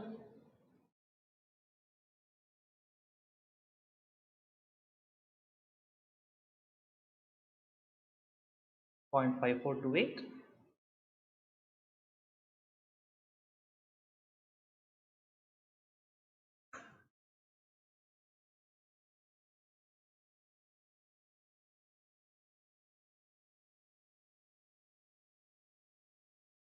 Five lakh 42,800. 0.5428. 5,42,800.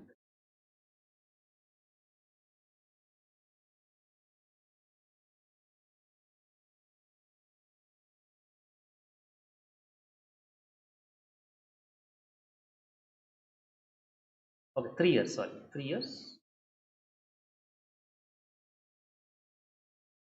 0.6931.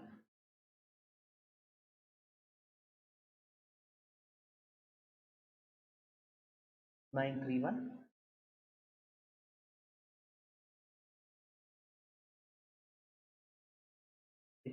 6,93,100. Total, this is debt components.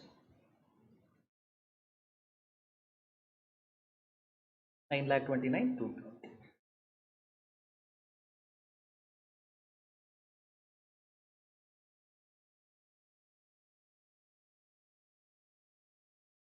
Then total proceeds is 10 lakh. Therefore, equity components balancing figure 70,780.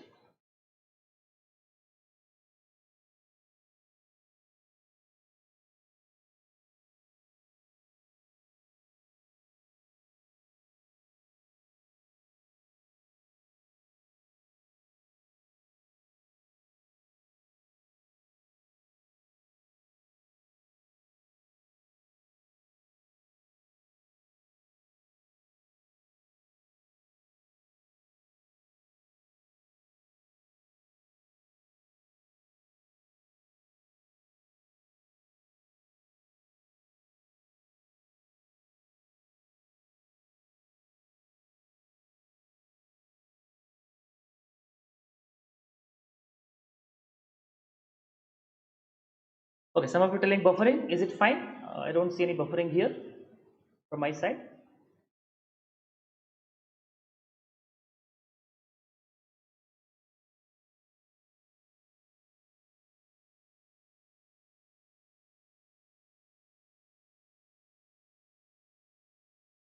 Okay, good. So all of you got this number, I think 70,780.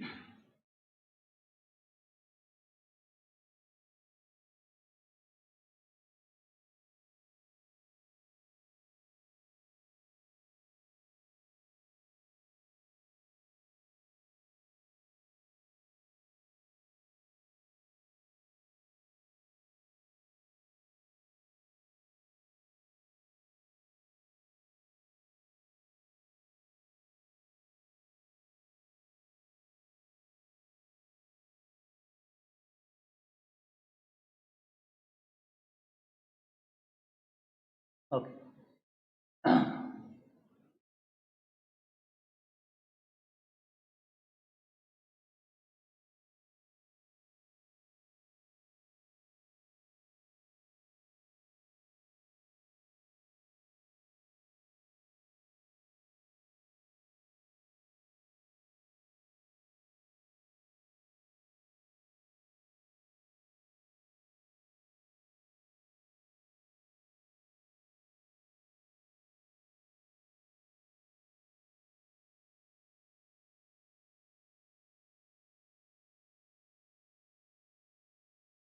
Okay.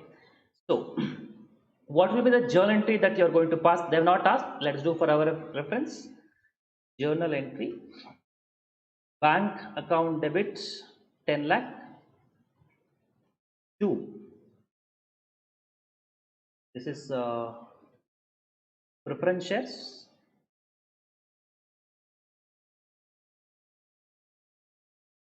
In brackets equity 7780 to preference shares debt, that is 9 lakh 29 to 20. So preference shares equity element goes to reserves and surplus. I mean, in other equity, under that we write it share capital. Preference share debt component will be shown under non-current liabilities. We will show under long-term borrowings. Now, how things will happen every year? Let me just show you the table.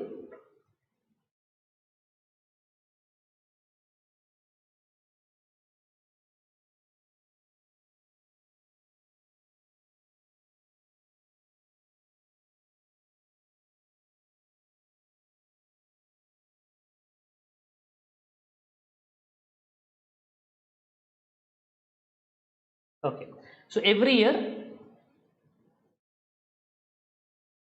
opening balance we started with this, that is 9,29,220. This number will come. On that we charge 13% coupon rate. Coupon will come here. Closing balance, that is opening 929,220 plus 1,27,99 minus 1 lakh, that will give you the closing balance. Similarly, this 9,50,000 becomes opening balance for next year, plus on that 13% interest minus coupon, that becomes 9,73,000, and 9,73,521 next year plus 13% minus 1 lakh should become 10 lakh. But last year may not be 10 lakh because of the rounding off issues, so I'll do it as a balancing figure and I should get exactly 10 lakhs. This is how things are going to be there, and this closing balance is called as the amortized cost. So this financial cost is what goes to P&L, and closing balance is what goes to balance sheet, and this coupon rate is what actually shown in cash flow statement as financing activities. Now, can you do one thing? Can you give me the total of these two numbers? How much it will be? Total of these two? One was anyway 3 lakh.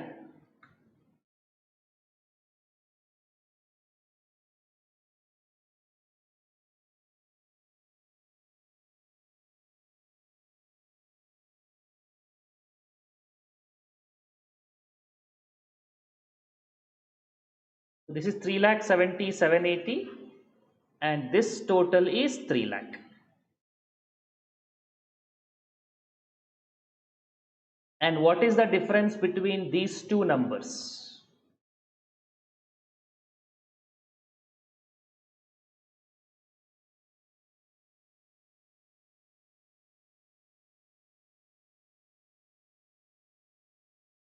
And difference between these two numbers is what you are getting, the equity component 70,780,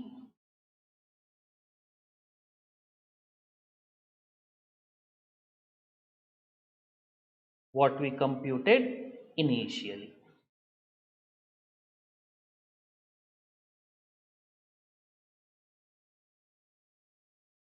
Okay, so essentially what is happening, that my dear friends, if you had gone for non-convertible option, the investor expects 13% return.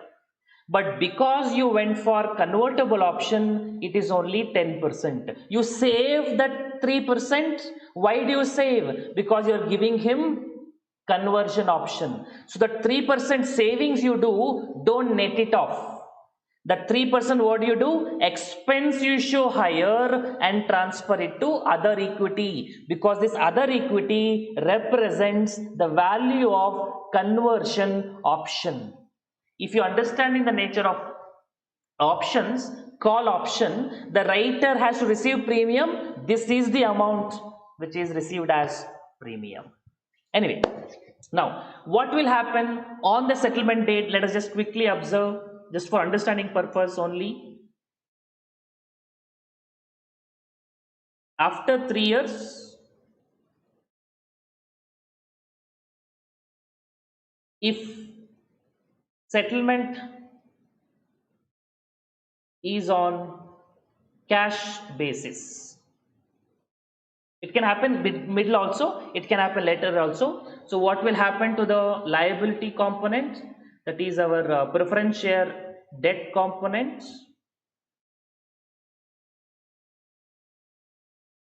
If settlement is on net basis, preference share debt component, you would have had 10 lakh by now, and you write to cash 10 lakh. What will happen to the equity component now? Preference share equity, that is 70,780, one thing we had.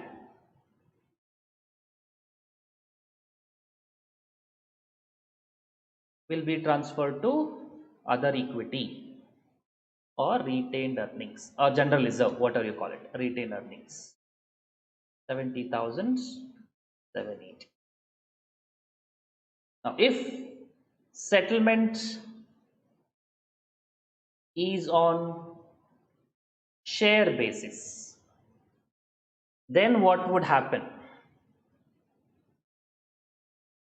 The preference share debt 1 lakh is debited, and 2, we don't know what is the number of shares, how many shares are issuable for a fixed number of shares. We don't know the number.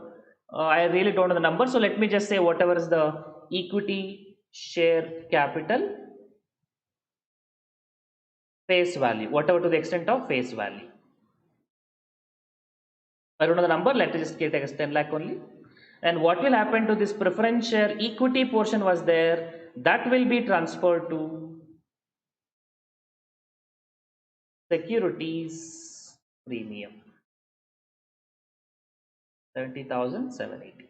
So it can happen settlement on cash basis or settlement on equity share basis, or it can be combination of both.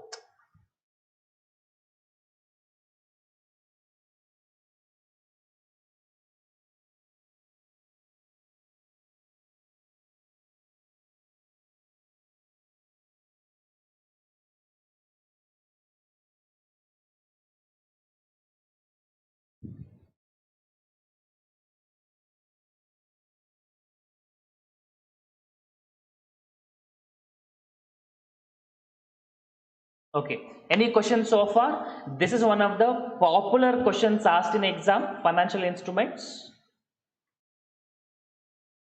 So be very clear on this. Value of full compound instrument is always the issue price. Yes. What if the redemption is at premium? Then equity will be negative. No. Redemption will be premium means equity cannot become negative. When we take the cash flow computation, debt value, I will take not the face value, I will take the redemption amount. So when I do present value of that, that will obviously be less than the proceeds amount. So equity cannot become negative. Never. No chance.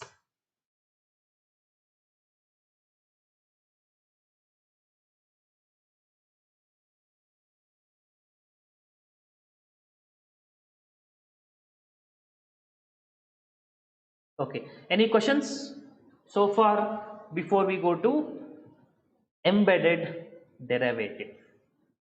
That is one more component where I see lot of students have confusion.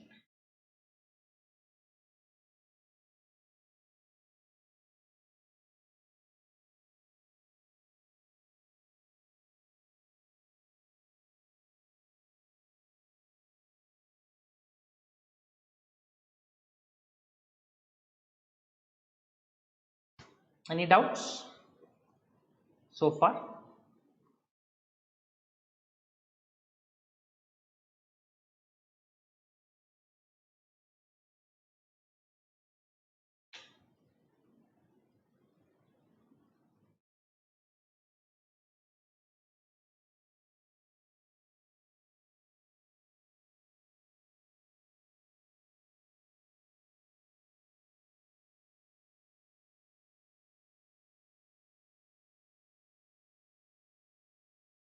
Is this security premium is equivalent to option premium? In this example, yes, both happen to be equal, but not necessarily always. If nothing is mentioned in the question, we have to present both ways of settlement. No, this is not required. I just showed you only for your reference. Unless they have specified the settlement or they have asked in the question, don't do this second part I did. Just compute debt component, equity component sufficient. Unless otherwise specified, don't go for settlement. Equity means fixed into fixed. So for classification of debt or equity, only number to be seen, or what if price keeps changing? You fix it for fixed, right? But in this case, it is fixed for fixed only, because you issue fixed number of shares, irrespective of what will happen in the market price in the market. You don't change the number of shares. So your fixed price will remain same, and number of shares also fixed. So for convertible debenture, it is always fixed for fixed. What should be done with the transaction cost with respect to equity and debt component? Transaction cost should be divided in the ratio of debt and equity, like what we calculated, and equity component will get adjusted with that expense, and for debt component you need to recompute the effective rate of interest. That is, what should be the present value of coupon redemption price, such a way that this comes to the present value of loan amount minus transaction cost. You have to compute the effective rate of interest for debt component. If number of shares is fair value, face value doesn't equal to the debt portion, where should balance get transferred? To security premium again. It will be equal to security premium. Transaction cost should be apportioned to debt and equity, fair value, and deduct from respective value, correct? And for debt, after deducting, you have to recompute effective rate of interest. Then only the value will be exactly equal to redemption value at the end of the maturity period. The effective rate of interest is required for debt component.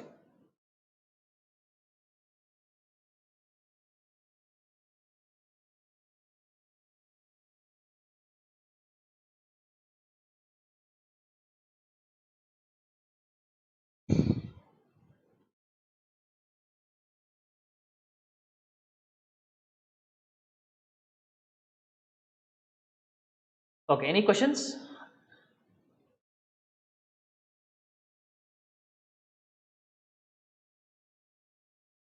Will be asked to compute IRR. No, FR paper, they will not ask you to compute IRR. They will be given in the question itself. If at all, if they ask, they will ask in the SFM. Practically, we don't compute. We have Excel. Excel, there are formulas which will give us the effective rate of interest. So in examination, in FR paper, they will not ask you to compute IRR. They will give it to you for sure.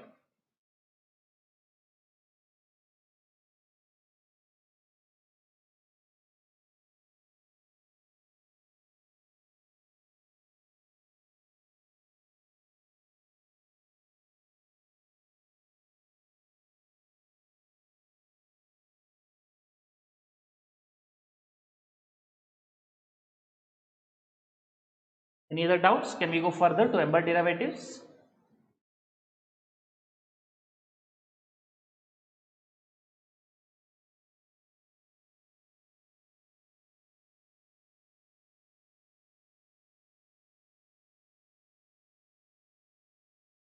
Okay, let's go further. Okay, now embedded derivatives. Get the basic concepts right, then we'll go for the accounting part of it. What if the value of debt change? If the value of debt change, there is something called as extinguishment accounting. Recognition measurement will come to it in the next part. So please wait for that part where we discuss the recognition, initial recognition of financial asset and subsequent recognition of financial asset. What will happen? Those things we'll discuss in the next segment. Okay. As of now, don't worry about the changes.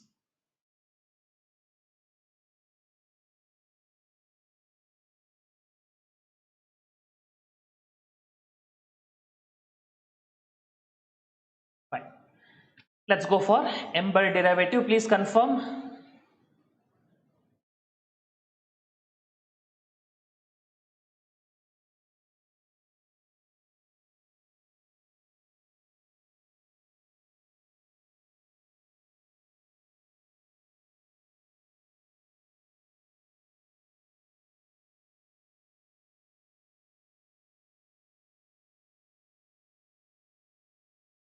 Okay, fine.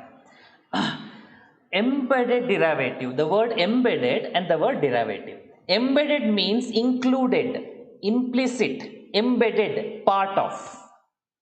So a derivative, not a standalone derivative, a derivative included, involved, implicit in an instrument is called as embedded derivative. For example, convertible debenture, convertible preference share, what we have just seen now. In that case, the holder has got the right to convert into equity shares. So the holder has got the right to get the share. Right to get the share is called as call option. So in convertible preference shares, there is an element of convertible preference shares, that is element of call option. There is an element of derivatives, that is called as embedded derivative. So many things will include embedded derivatives, that is clear. But should we separate it or not? That requires certain conditions. This example may not be accurate, but to understand the concept, you may get it. You have a mobile phone.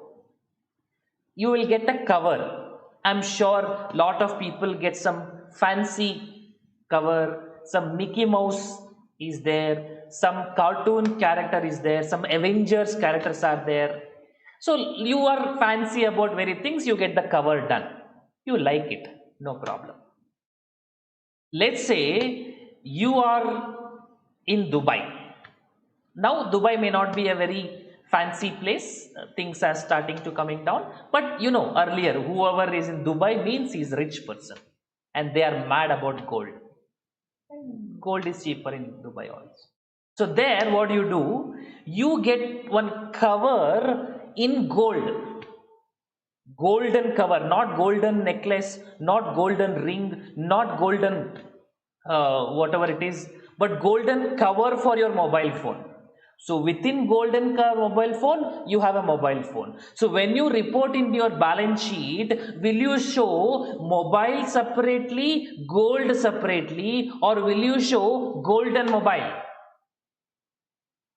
Okay, can you tell me which is more logical? I'm not talking about accounting part because both are non-financial assets here, but only for understanding the concept. So is it fine? Can I just say golden mobile, or you want to say gold value separately, mobile value separately? Correct. So if I reflect gold value, gold and mobile, that value will be correct. If I want to show gold separately and if I want to show mobile separately, in a way that is also right, because gold is not connected with the mobile. Gold value is different, mobile value is different. Gold value changes, mobile value changes for different reasons. It may be diamond watch. Many other examples can be given.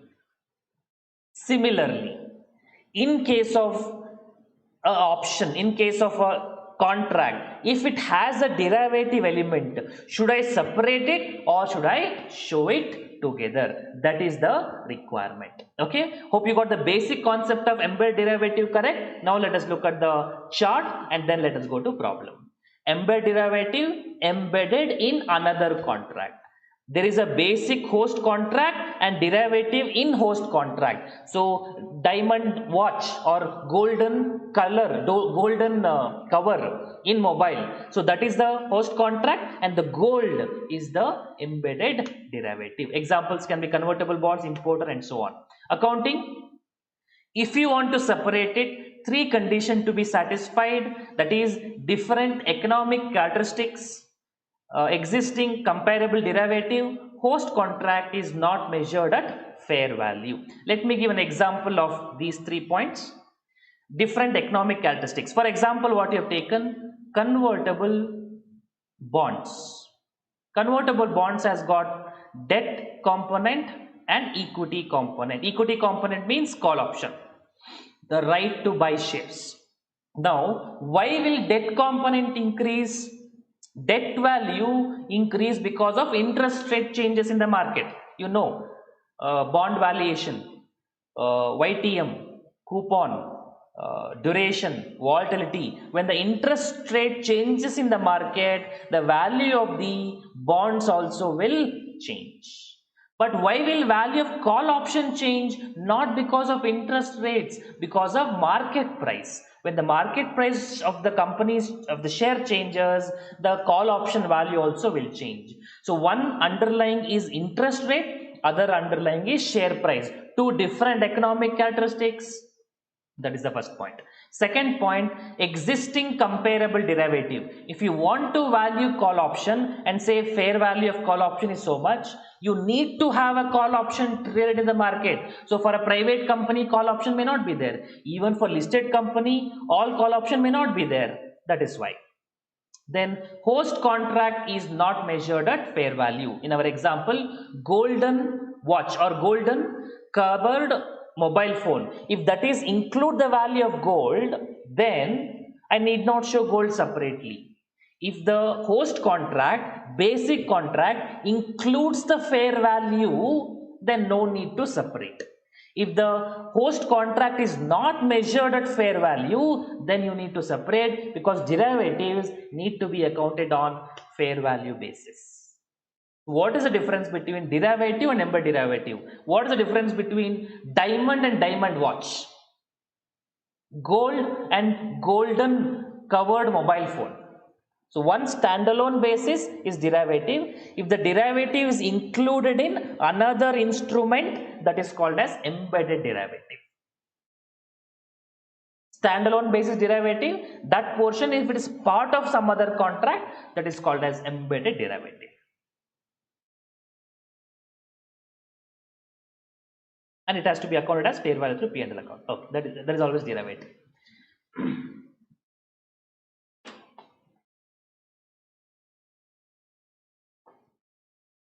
Okay, let's do a problem which is there in the institute question, and many people have doubt on this. That is, there is one problem on exporter or importer problem. I would like to discuss that. But before that, any question you want to ask now? Is convertible bond, what is the host contract? Convertible bond is the host contract, in that the option to get shares is derivative. If convertible bonds itself is measured on fair value basis, separation or is not required.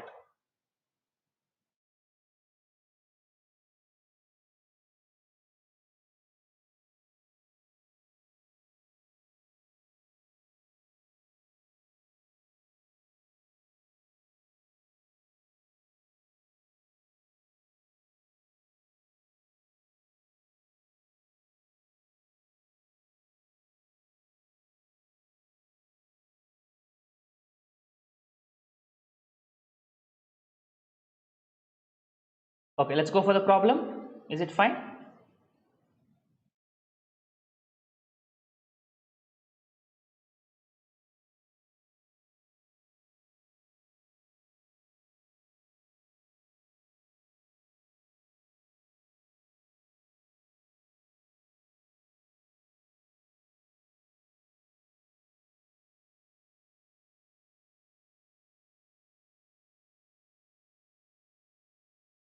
Gold is the derivative in the gold and mobile phone, where gold and mobile is not fair valued. Yes, if gold and mobile is valued on fair value basis, then no need to separate.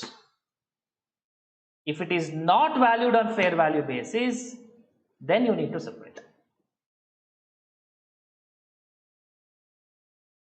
But from exam point of view, they will give you whether need to be separated or not. You can expect only two kind of questions from exam point of view. One, a theory question on embedded derivative. What is embedded derivative? Give examples and what are the accounting conditions. That is one theory question. Other one, what you are going to do, one problem now, how to separate it, where they will give you that this is the embedded derivative, so you need to separate it. So if they give you problem, they will give it to you directly. Explain different economic characteristics. Let's say you have a operating leases, or you have to pay rental in foreign currency.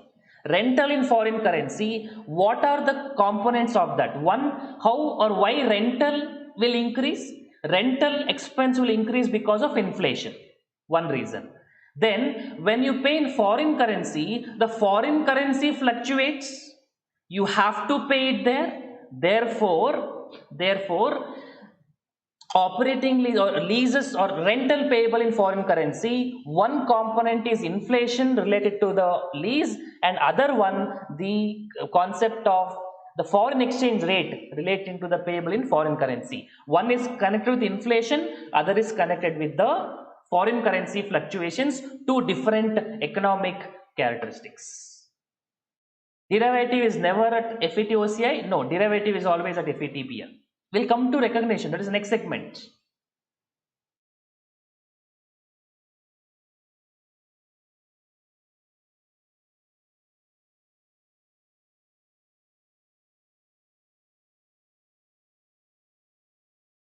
Shall we go to the problem?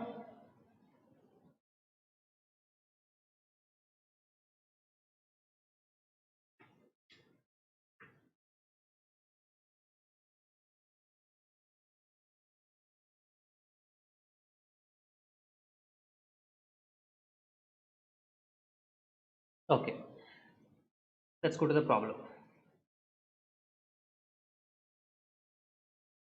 I'll come to the explanation. Let me do a problem first. Let's read the problem. Entity A, an INR functional currency entity, enters into USD 1 million sale on contract of 1st January 2001 with entity B on INR functional currency to sell an equipment of 30th June. Spot rate on 1st January INR USD 45, spot rate on 31st of March INR USD 57. 3 months forward rate on 31st of March 2001 INR USD 45, 6 months forward rate on 1st Jan 2001 INR USD 55, spot rate on 30th of June INR USD 60. Let's assume that this contract has embedded derivative that is not closely related and requires separation. They have given in the problem clearly. Please provide detailed journal entries in the books of entity for accounting for such embedded derivative until the sale is actually made. Past journal entries. Okay, now first let us understand one basic concept. Okay, let's say A Limited entered into an agreement on 1st of Jan 2020, an agreement to sell at something, let's say rupees 50,000 after 6 months. So today you enter into an agreement to sell after 6 months at rupees 50,000. Okay, now as on, that is 6 months later, the goods market price in the market, okay, after 6 months happens to be 52,000, but you have committed an agreement to sell at 50,000. So when you pass an entry, debtor account debit to sales, can you tell me which amount will you write? You have entered into an agreement to sell the goods at 50,000 after 6 months.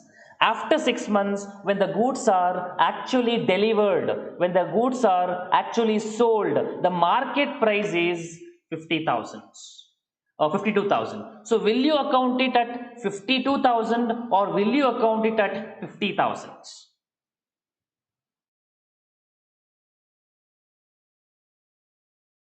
You have an agreement to sell at 50,000, but market price is 52,000. So when you pass an entry, debtor account to debit, debtor to sales, which amount you write?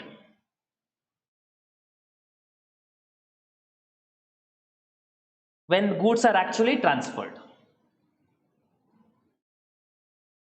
The answer is 50,000. 50,000.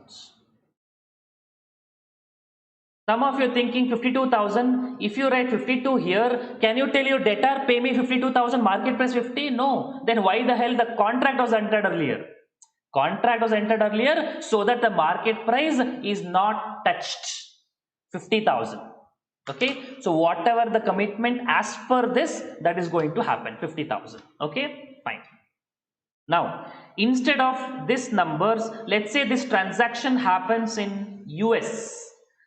It is $1,000 and now also it happens at $1,000. So what you are going to do? You are going to do $1,000. Okay, let me give an example now. This we will understand now. Get it? Please focus carefully. Pay attention. Let's say this is a transaction of buyer and seller, customer and supplier. You have sold goods to a foreign customer. Agreement, okay, not you are entered into an agreement to sell the goods later and receive dollars. And receive dollars. So goods you sell, dollars you purchase. Let's say as on date, the forward, okay, now this is, let's say, 1st Jan 2019 and agreement is for 6 months. Okay, agreement is for 6 months. As on this date, spot rate is 60 rupees and 6 months forward rate is 62 rupees. And I will say, let's say, goods is worth $1. Now here, please tell me what you have entered into an agreement. Remember, today you are not sold. Today you entered into an agreement to sell after 6 months. The cost of the product is $1. So as on today, tell me what is the value of goods? Means if you have sold this to a person in India, do you think you would have sold at 60 rupees or do you think you would have sold at 60 rupees? Please listen to me this question carefully and then answer it. If you entered into an agreement with Indian person in India to sell after 6 months, will you sell it at 60 rupees or will you sell it at 62 rupees? Contract, agreement in India, at what value you would have sold? In simple, in short, what is the value of goods? What is the value of goods in rupee terms? What is the value of goods in rupee terms?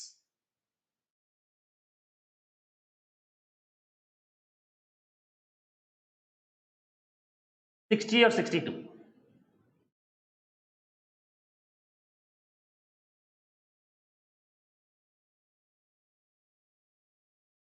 Okay, many of you are telling 62, some of you are telling 60. 62 is right.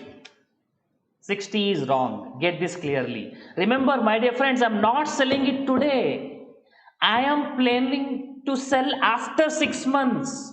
I am not selling it today. I am selling after 6 months. And after 6 months, I know today the rate is 62. Today itself I know the rate is 62. So isn't that the value of goods is 62 rupees? So if I make a sale to a person in India, I will sell it at 62 rupees because I know the value of goods is 60 rupees. Not today, after 6 months. Is this point clear? Might be tricky, but this is the foundation point that you need to get before we solve the problem.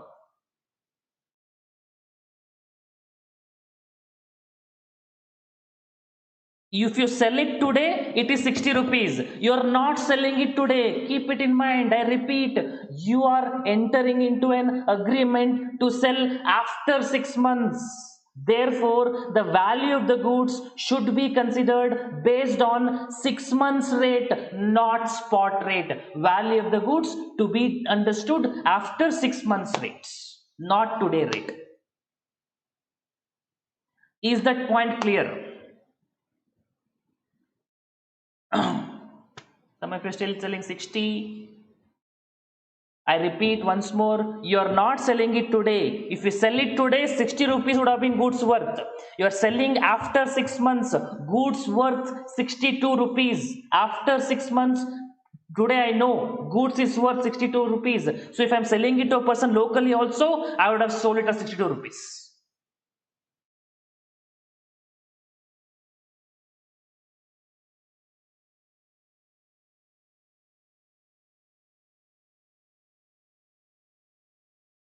Hope this point is clear.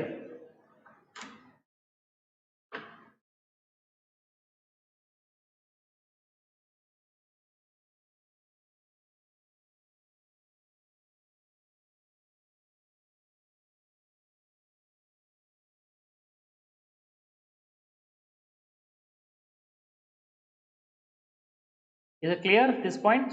Okay, good. Now, this is fine. Now, after 6 months, the the rate happened to be 63 rupees. So, you will pass an entry, debtor account debit to sales. As per Ind AS 115 or as per AS 9 or as per Ind AS 18, whichever it is, debtor account debit to sales. Can you tell me what is going to be the rate at which you book? 63 rupees or 62 rupees? What entry you are going to pass? Debtor account to sales, will you write 63 or will you write 62?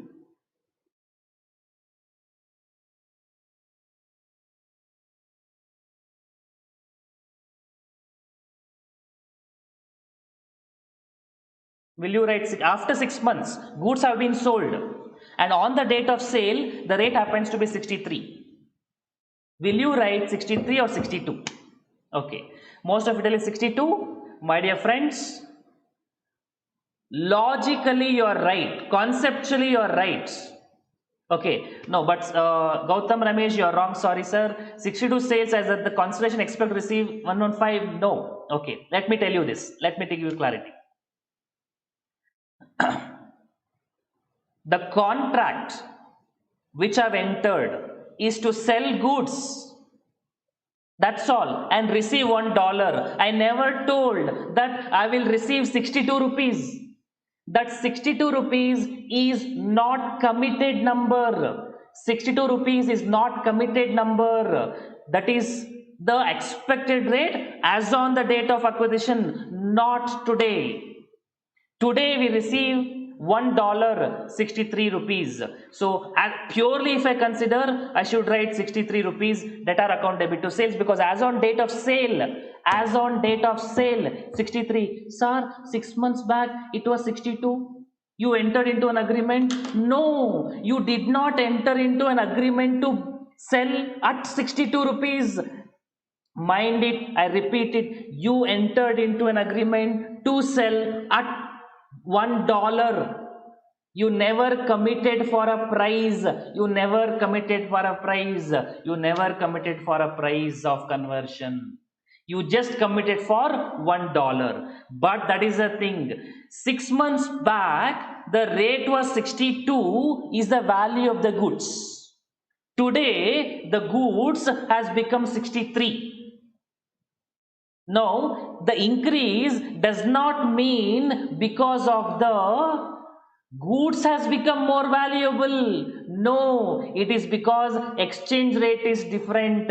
Remember, value of the value of the contract is $1. Value of the goods is $1. Value of the goods is $1. But its rate changed. So you are expecting to receive 62 rupees. Now you receive 63 rupees. The reason for increase is not because of the increase in the value of the goods, but because of the changes in exchange rate. Tell me how many of you understood this?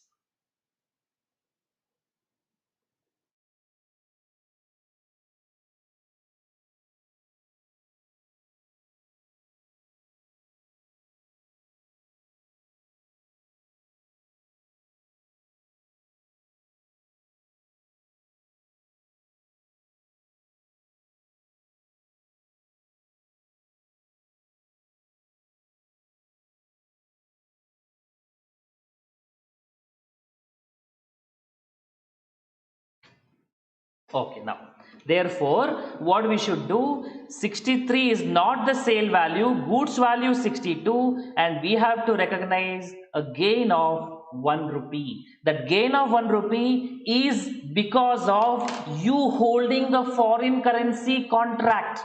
You holding a foreign currency contract. Okay, now yeah, I will summarize it, don't worry. I will summarize it, don't worry. Now let us come to this contract clearly. What is this contract? I want an answer here. I'll ask the question, what is this contract? This contract is, I'm selling goods to the foreign customer and I'm getting dollars. I'm getting, let's say I'll sell 1000 units and the dollar price is, let's say, $1. Therefore, I should receive $1000. I will sell 1000 units and he will give me $1000. Is the point clear? The contract is, from my side, I will sell the goods and I have to get the dollars. In a way, we have had this contract. I'll come to it. Hold on. I'll answer that point later. My agreement is, I'm selling goods and I'm getting dollars. That's all the contract. I'm entering into an agreement to sell the goods where I receive dollars. From my side, the goods will be going out after 6 months and the dollar will come to me after 6 months. That's all. Is those two transactions very clear? I'm selling goods, getting dollars. Selling goods, getting dollars. I'm selling goods, getting dollars.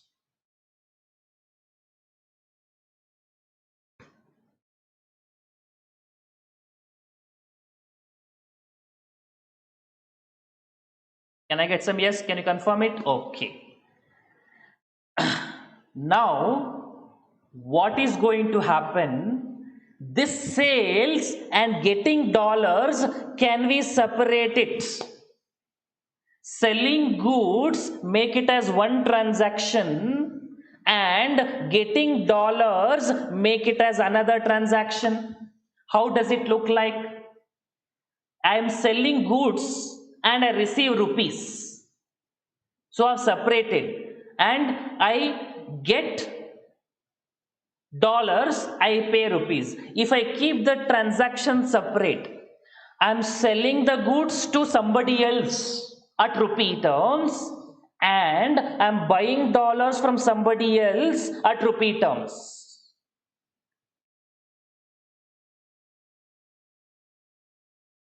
No, Meena Srinivasan, I am not told that agreement is at forward rate. Forward rate is in the market, what is trading. I am not committing for a rate. I am continuing the same example. But anyway, don't mix it now. First get the things right. I will connect everything. The goods which I have sold, let me separate it, and the dollars which I am buying, let me separate it. This is called as separation. One contract is to sell the goods, other contract is to get the rupees, and this portion alone is called as embedded derivative. This contract is called as the host contract or basic, or let's say this is the host contract, and this is the basic host contract, which I'm separating it. So if I have to account for this portion to receive dollars alone as a separate contract, that is called as embedded derivative accounting. Okay, so as on date in the market, let's say in the market I'm telling spot rate is 50 rupees, or let's say 60 rupees, and 6 months forward rate 62 rupees. Please keep it in mind, these 60 rupees and 62 rupees are market, not committed in the contract, not committed in the contracts. And when you account on the settlement of sales, what do? You account for this goods, and what was the goods worth? 62 rupees. What was the goods worth? 62 rupees. And as on this date, on 6 months later, if spot rate happens to be 63 rupees, that means what? You have received 62 rupees, 63 rupees is $1. This difference 1 rupee is the foreign exchange fluctuation.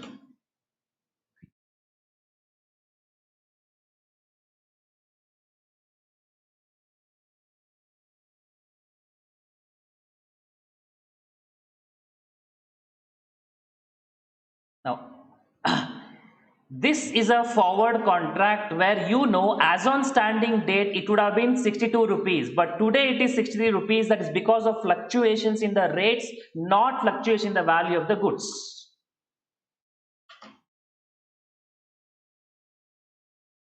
Gautam Ramesh, why? As the customer will pay in USD, he will pay in USD. I am separating it. That is embedded derivative. I am accounting for receiving the amount separately and USD separately. Selling the goods, one entry, one transaction. Receiving the dollars is one transaction. Selling the goods at the value of the goods, which I knew 6 months back. Getting the dollars, value of the dollar 6 months back. Today I settle it at spot rates. So I have to one agreement as two transaction, one sale of goods at original rate, and second settlement of receiving the dollars at one more rate.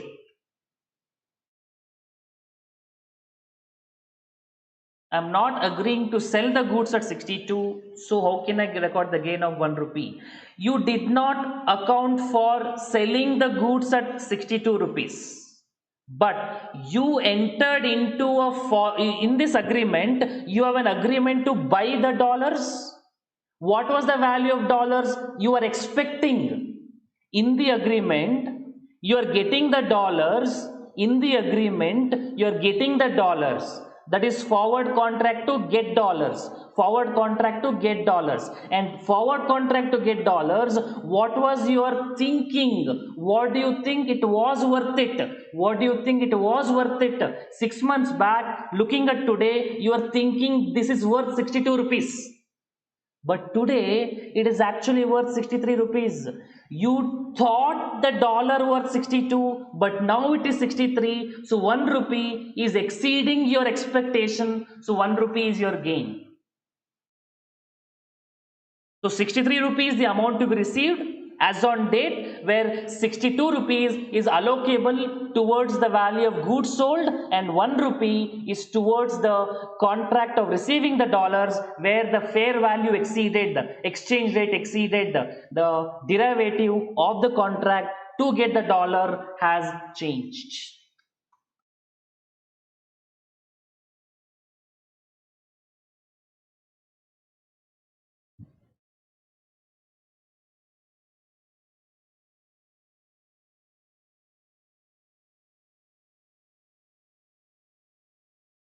I hope people you got the clarity now.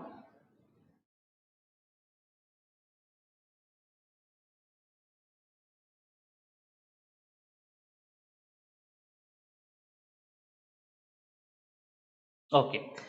Now the question comes, for every transaction of export import, should I do like this? The standard gives you one guidance. They give it to you in variant sentences. I will give it to you in simple form. The standard says you should do like this.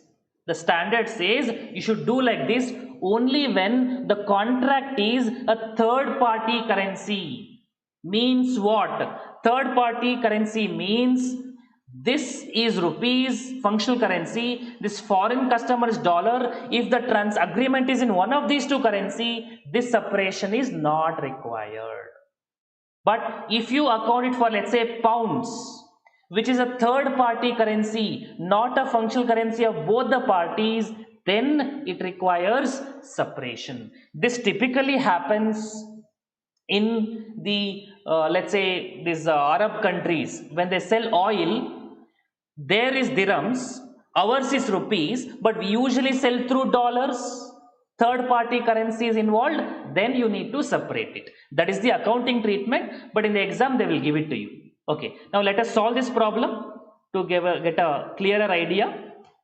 Okay, now that as on, okay, let us summarize the rates now. Okay, first Jan 2001 spot rate, forward rate. As on 30th June 2001 spot rate, forward rate. Spot rate on 1st January was 45, and as on March is also there. Okay. 31st March 2001 and 30th June 2001. So 45 was the spot rate, and spot rate on March 31st is 57, and 3 months forward rate on 31st of March, that is 45, and 6 months forward rate on 1st of January is 55, and spot rate on 30th of June is 60 rupees. Presentation currency is relevant to determine separation. Yes, you are right. What is important is functional currency. Functional currency is the parameter to decide whether they need to be separate or not.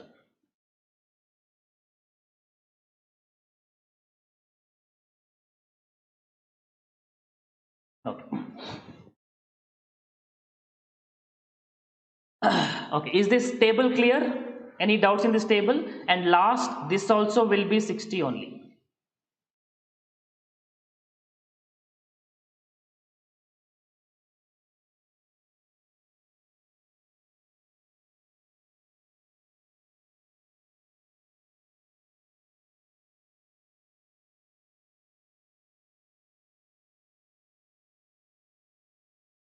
Okay, this is to entity A enters into a contract with B to sell an equipment. Let's say the equipment is the regular goods. So let's go for this sale contract only. Okay, so as on 1st of January, okay, let me, please tell me, is any of these rates mentioned in the contract? Is any of these rates mentioned in the contracts?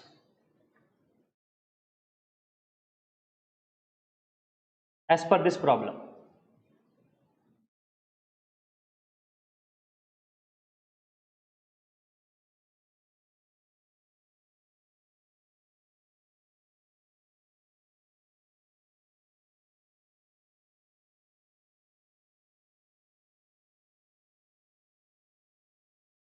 Okay, none of these rates are mentioned in the problem, but all of these rates will be used only for accounting purpose.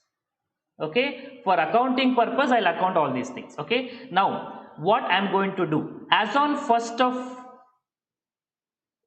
Jan, no entry is passed. As on 1st of Jan, no entry is passed because there is no cash flow happening. You just enter into an agreement to sell the goods. to sell the equipment. Okay, so no entry on 1st of Jan. Then on 31st of March, this derivative, okay, now one thing has to be clear in this case, in this contract also. What is this forward contract? Okay, this is contract to sell goods. This was the original contract, but I broken down into two parts.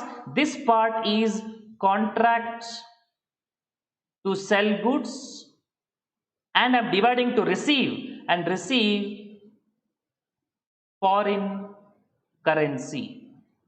Now receive foreign currency means, can you tell me whether it is forward buy contract or forward sell contract? Implicit, notional, not actual, not actual, notional, notional.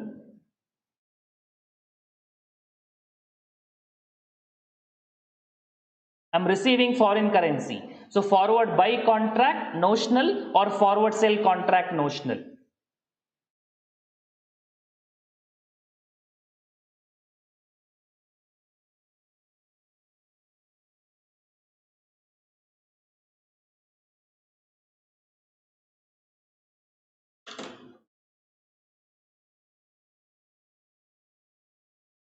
I'm getting answer as forward sale contract, forward sale contract, forward sale contract, forward sale contracts.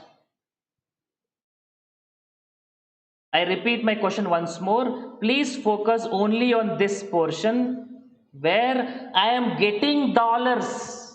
I receive dollars. Receiving dollars, receiving foreign currency, is it a buy contract or a sell contract? Receiving dollars. Receiving dollars, implicit, notional, I'm receiving dollars, dollars coming into me, dollars coming in means buy or sell.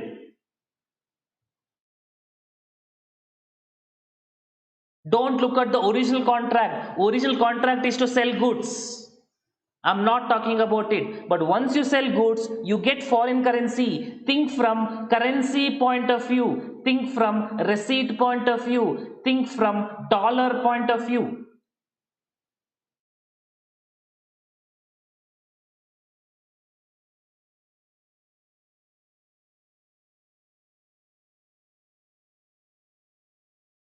I think now you get it. You are getting it. Dollar is coming in. Dollar is coming in. Notional forward buy, dollar will come in. Okay. Now once you come dollar, what you have to do? You have to sell in the market. Once you receive dollar from the customer, you have to sell in the market. Then only rupee will come to you ultimately. Right.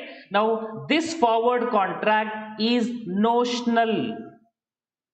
In notional, you get dollars. Once you get dollars, actually you have to sell dollars. At what rate I am going to sell, which I don't know. Therefore, this situation, hedging is not done. Hedging is not done. Are you getting that point clear?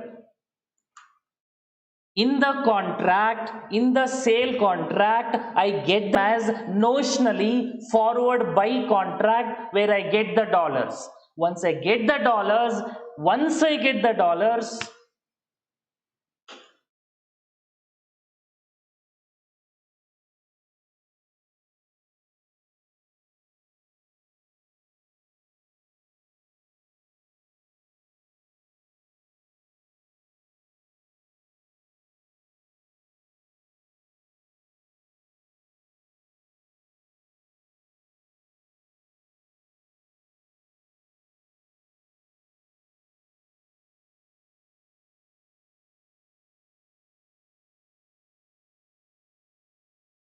okay.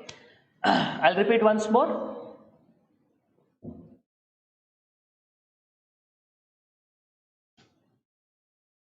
Okay, I'll repeat once more. In the contract, from the customer, I will receive dollars.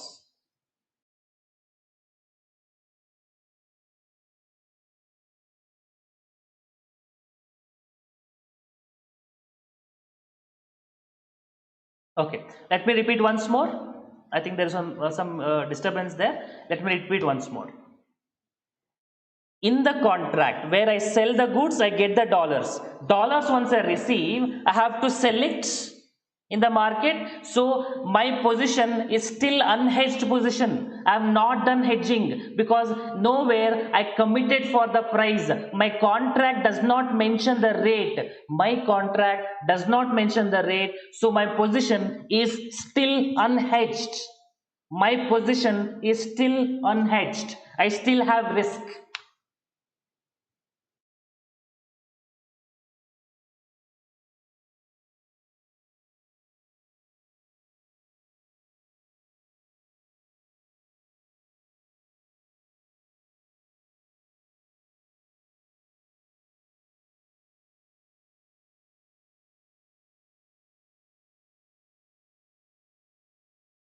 Is it fine?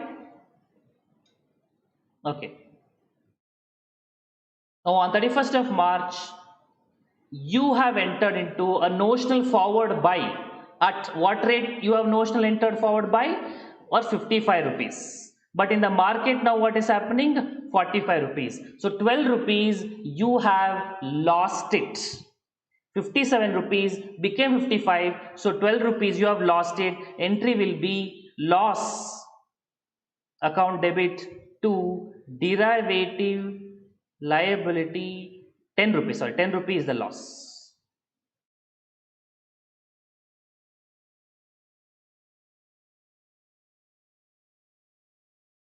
Because you have notionally entered into a contract to buy at 55 rupees and in the market it is only 45 rupees, so you have to enter into a loss. On 30th of June, this 45 became 60 rupees. Now you are getting a profit on derivative liability. Therefore, you are going to do derivative liability account debit 10 rupees. You reverse it and then you account for the change 5 rupee profit, that is derivative asset account debit 5 rupees to gain, that is going to be total 15 rupees. I am yet to pass the entry for the sale, but is this entry clear? On 1st of January, no entry. On 31st of March, notionally you are going to receive 55 rupees. You are entering into contract to receive the dollar at 55, but the dollar is now 45. Therefore, 10 rupee you have lost it. And then it became 15, so 15 rupees you have gained it. So 15 rupees gain.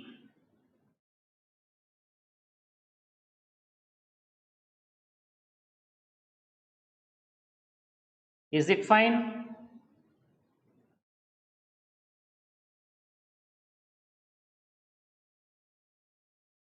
Then on 30th of June, you have to pass an entry, debtor account debit to sales. At what rate you are going to pass? You are going to pass original sales entry, which is 55 rupees. Then what will happen to derivative asset? You transfer debtor account again. So debtor account debit 5 rupees to the derivative asset 5 rupees. Can you please tell me whether I should explain any of this journal entry now?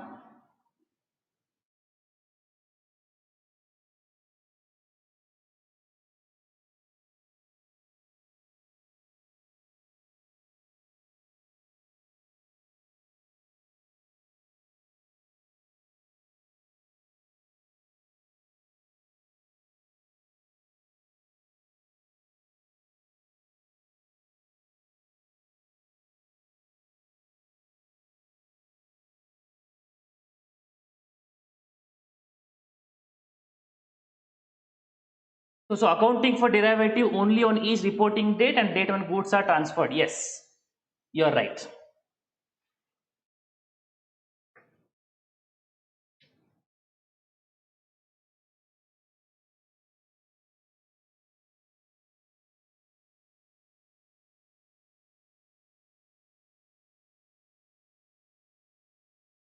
Okay, let me pass the entry in a slightly neater format so that it looks neat. So it's clear also. I'll just pass one more, I'll just write it fresh.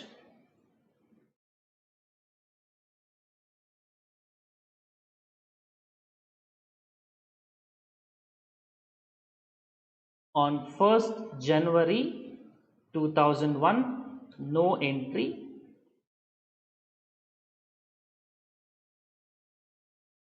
But remember, what is the transaction here?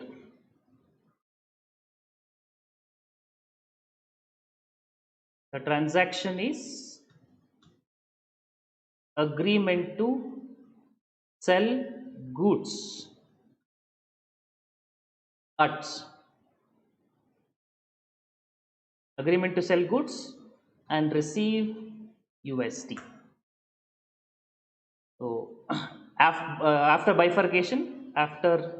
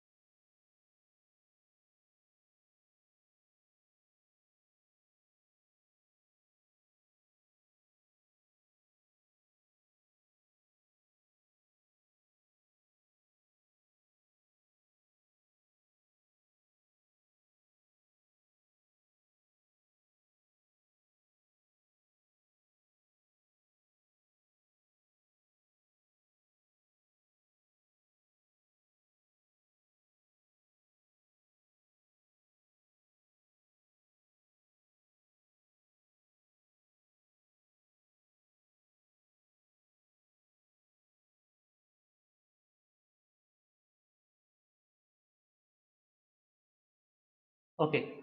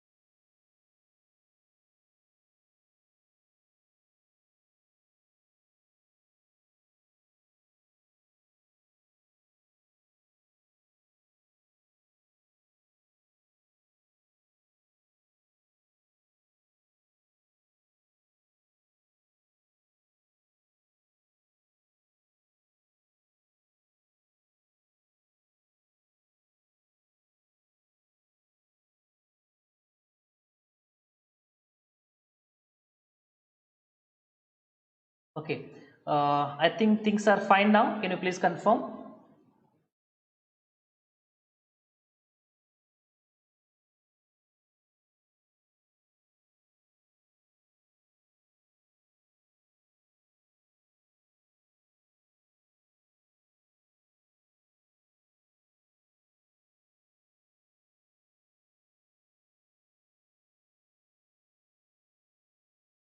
Okay, good.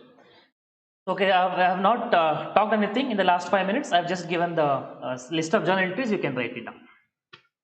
You can take the screenshot.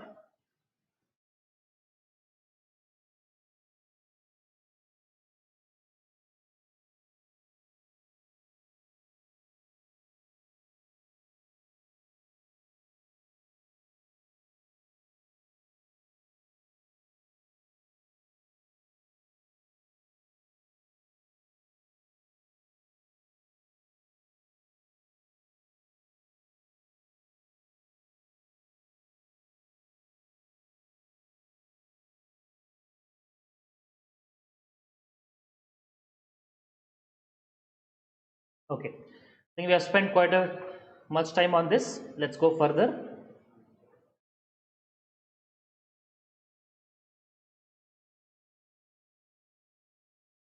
Please take a screenshot of this. I'll share it on the Telegram group also later.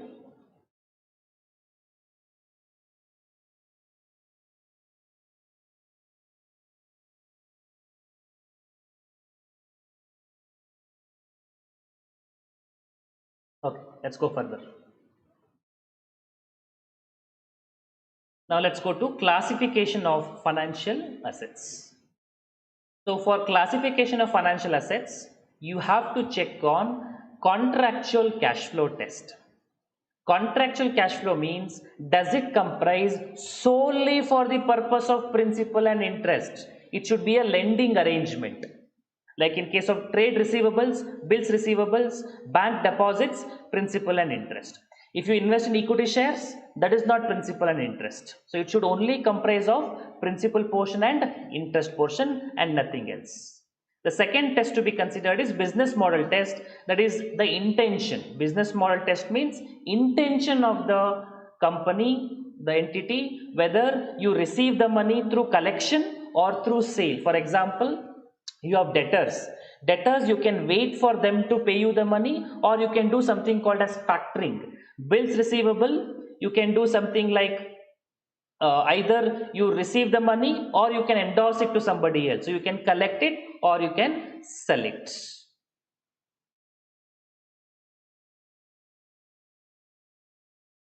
So there are varieties, three varieties. Amortized cost means you first check for contractual cash flow test. So if it is in the nature of principal and interest, then it is called as amortized cost, and business model test should be intention to collection, not sell. But if contractual cash flow test is satisfied, principal interest is correct, but intention is either through sale or collection. Both might be there. It might be collection or sale, but amortized cost means collection only. You are not intending to sell. But FET means you may sell, you may hold, like if you have investment in bonds, your intention is I'll keep on receiving coupon, but if good price comes, I'll sell it off. Then it is FET or equity instruments classified as FET there is no condition attached. It is a straight away irrevocable option. That is, when you buy the share, you classify it as FET later you cannot take it back. When you will classify, that is left to you. If you classify as FET you have to continue it forever. The standard don't give any conditions, it gives you the choice for you to take it at FETPL or at FET and rest everything come in FETPL, derivative comes here, held for trading and all will come here. This is classification of financial assets. Next, financial liabilities are mostly the derivatives, held for trading, contingent consideration, continuing involvement, all these comes in FETPL, rest everything will come in amortized cost. So some of you are asking, in the debt component, in the problem we solved earlier, if the debt value changes, should I change it? Answer is no, because amortized cost. Even here, when you have investment in bonds, if the market value of the bonds change, should you account for it? No. Why? Because when your intention is to hold till maturity, short-term fluctuation don't matter, because intention is not to sell. If your intention is to sell, sale price becomes relevant. If your intention is to hold, sale price is not relevant, therefore market value changes is not going to affect amortized cost financial asset, not going to affect amortized cost financial liabilities. Okay, so these are the things on classification. Let's come to recognition portion. The element what we discussed, amortized cost, FET-OCI debt or FET-OCI equity and FETPL. Initial recognition will be at fair value. There is one discussion, I'll take it up afterwards. Transaction cost in the amortized cost, it will be added to the fair value and therefore effective interest rate is recalculated. For FET-OCI also added, but for FET-OCI equity also added, but for FETPL it is transferred to P&L. Anyway, it will be transferred to P&L. Subsequent recognition in amortized cost, you will recognize at amortized cost basis. In FET-OCI valued on fair value basis, in equity also valued on fair value basis, and FETPL also valued on fair value basis.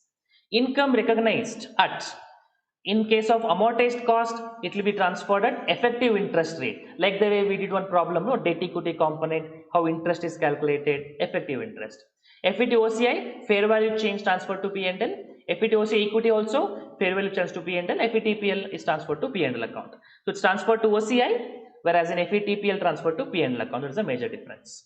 Interest received, dividend received in amortized cost, anyway effective interest goes to P&L, so interest don't go to P&L.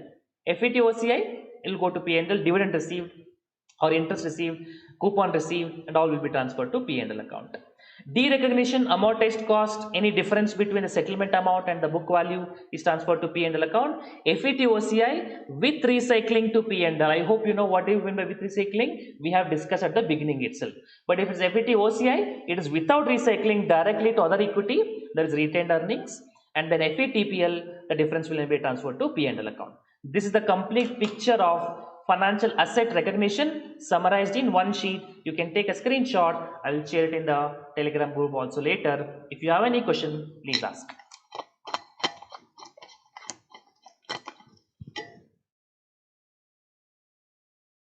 Gautam is asking, sir, value never changes because we receive only USD and change in due to exchange rate fluctuation. You are right, my dear friend, you are right. The value of goods don't change, so that we are not going to do any change. But any change that happens that is due to the exchange rate, that is what we accounted as derivative. Yes, you are right in the embedded derivative. Any doubts here?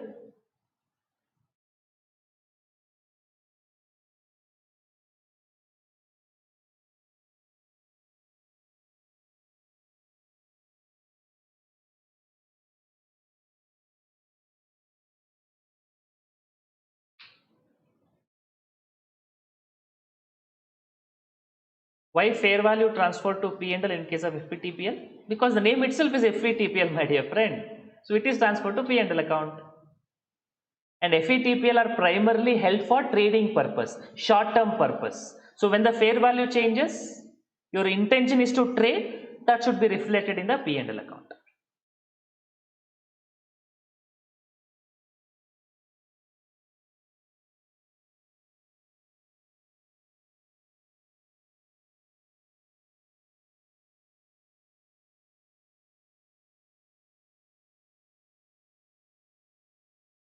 Okay, is it fine?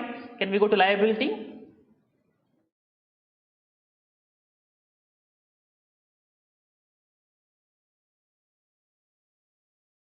Okay, why? For transaction cost, I will go to P&L account, because even if you add it to fair value, it will ultimately go to P&L account only, my dear friend. You see, suppose the fair value was 100 rupees, transaction cost is 2 rupees, and year end fair value became, let's say, 108 rupees.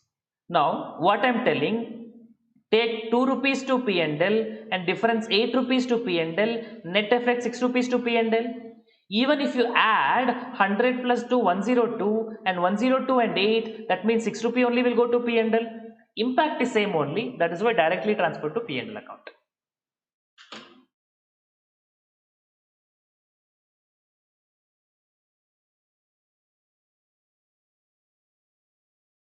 So income recognized in case of FETOCI, what is the accounting entry? If it is a gain, financial asset account debit to FETOCI reserve within brackets OCI.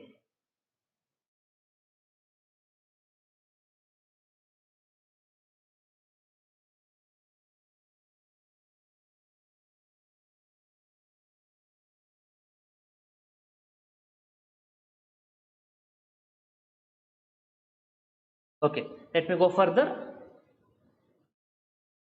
Okay, this one thing you have to understand. In FETOCI, interest is on EIR. No, EIR comes only in amortized cost basis. The concept of EIR don't apply to FETOCL. Name itself is fair value. No, why will you go for effective interest? Fair value change is what FETOCI.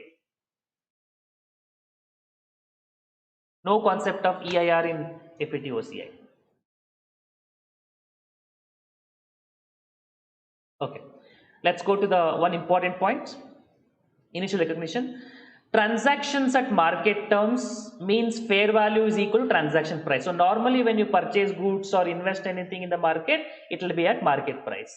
But sometimes transaction need not be at market price. When it can happen? When employer gives loan to employees. When you're purchasing the goods from holding subsidiary company. When you're investing, giving the loan to holding company. So in these cases, things may not be at market terms. There might be some involvement. In such case, we have to separate the fair value and transaction price. And fair value will usually be equal to present value of the cash flows, and difference between transaction price and fair value, if it is employer-employee relationship, you may say staff welfare expense advance amortized over number of years. Landlord and tenant, you pay advance, right? Then you get the deposit back. In such case, you will treat as advance lease rental, ROU asset. Parent subsidiary, like parent gives the loan to subsidiary on a concessional rate. Why will they give loan at a concessional rate? Because they want to control subsidiary. So you treat as like an investment in subsidiary in the nature of equity. Subsidiary gives it a parent, loan to parent. So subsidiary don't invest in parent. Why will subsidiary give loan at a concessional rate? That is in the form of a dividend. Instead of receiving dividend, holding company, they get the loan at a concessional rate. And government grant in days 20, you know, when the government gives you loan at a concessional rate, the balance there we treat as government grant. The difference between the actual amount received and its fair value.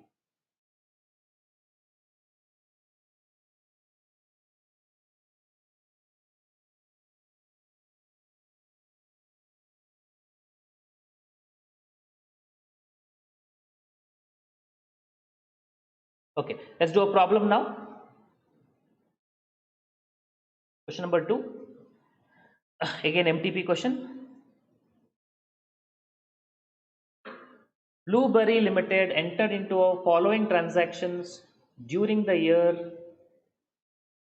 Enter into a speculative interest rate option costing 10,000 on 1st of April to borrow 6 million from Exxon Bank commencing from 30th of June 2002 for 6 months at 4%.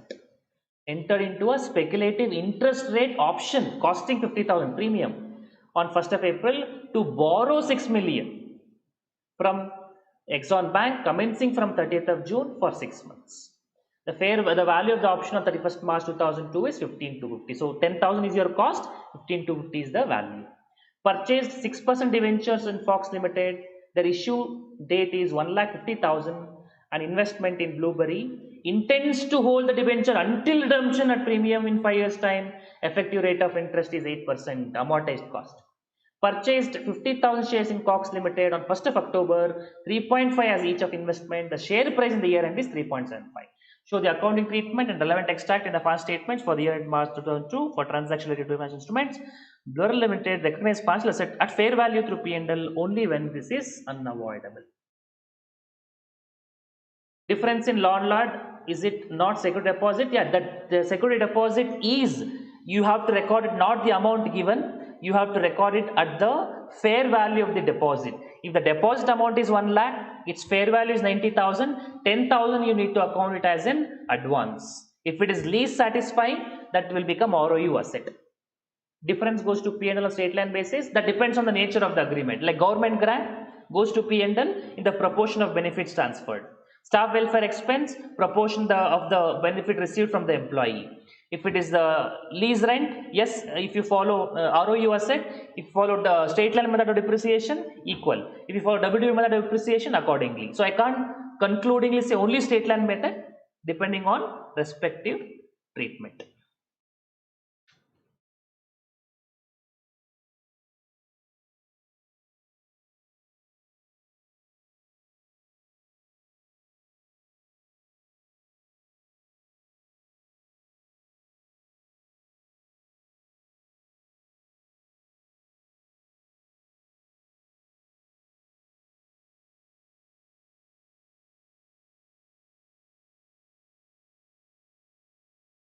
Okay, let's pass journal entry now.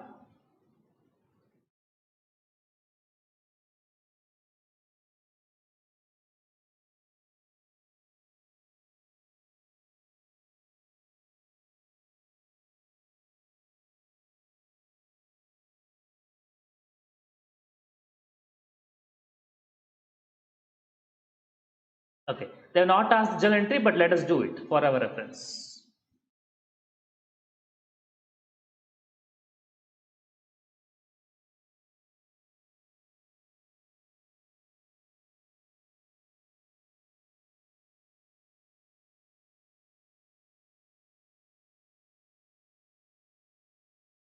First one is about enter into speculative interest rate option. Speculative interest rate option means obviously they're held for trading, and held for trading means fair value through P&L account. Derivative for trading purpose, speculation. Therefore, it has to be FVTPL. Anyway, journal entry is financial assets, that is interest rate option, 10,000 to cash or bank, 10,000.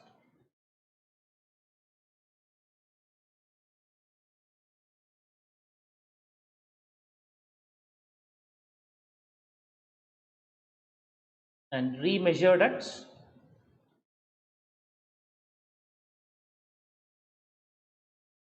year-end value is 15,250.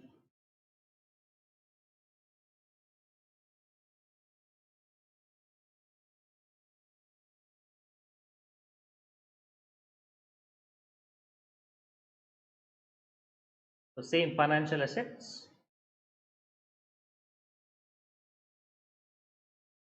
5250 to P&L.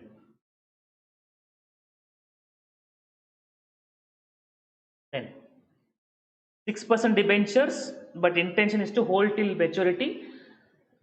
So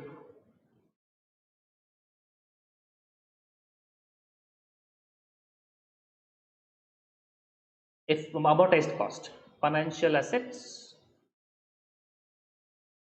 debentures,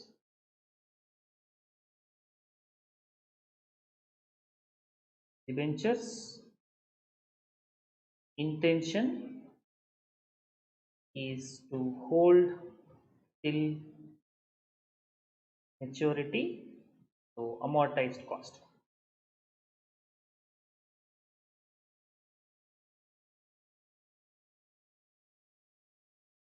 So cash,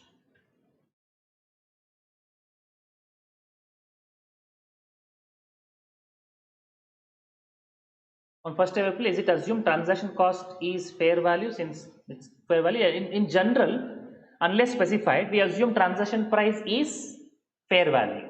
Only when it is not in market terms, we go further. Here and all, no question of it. So financial assets to cash, 1,50,000.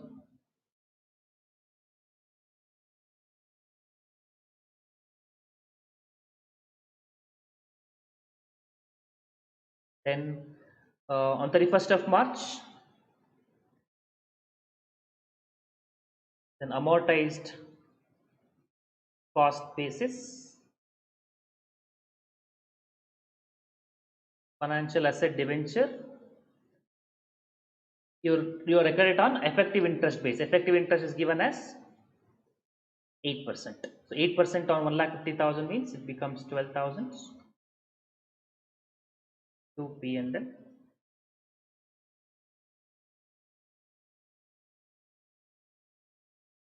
12,000, and you receive coupon that will be transferred to cash account. You receive coupon at the rate of 6%.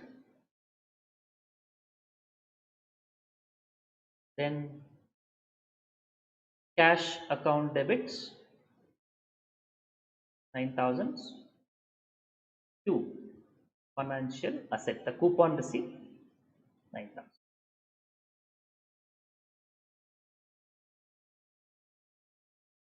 Then last one, shares in Cox Limited.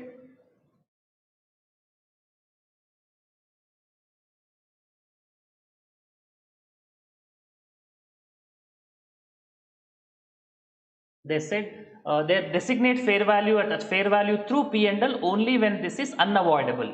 If it is avoidable, they'll go for other things. So in equity shares, you have one time irrevocable option of classifying it as FVTOCI. So here we will classify it as FVTOCI.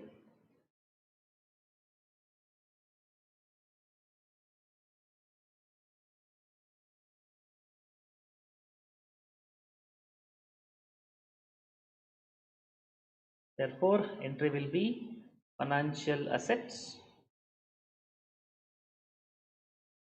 yes,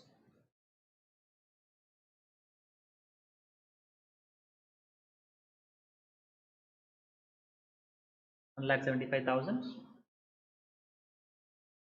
3,000 into 3.5.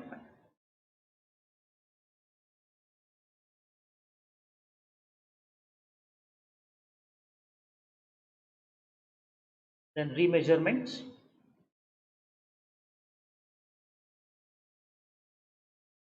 $50,000 into 3.75 minus 1,70,000.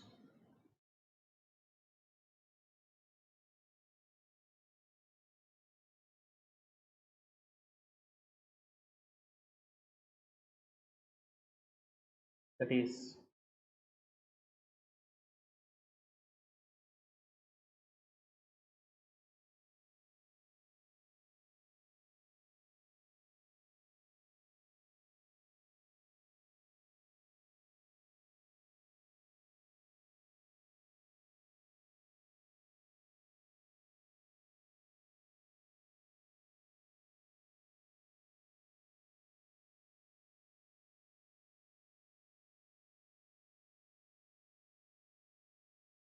'financial assets', yes, to FP OCR reserve or FPT OCI will go to OCI 12,500.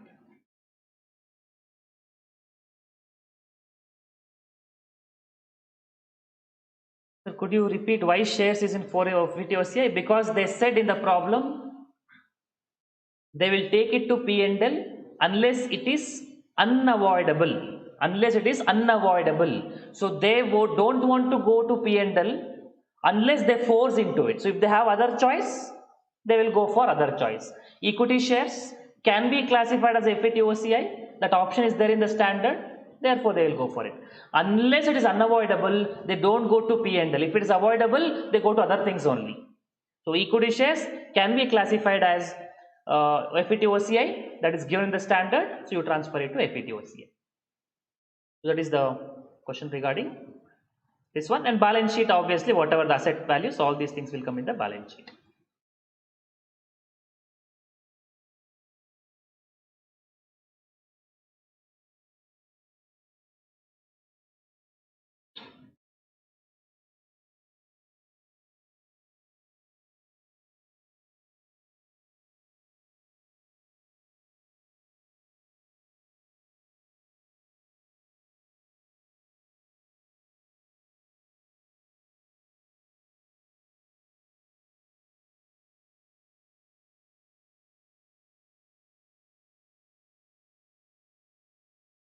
Okay, let's go to the next one.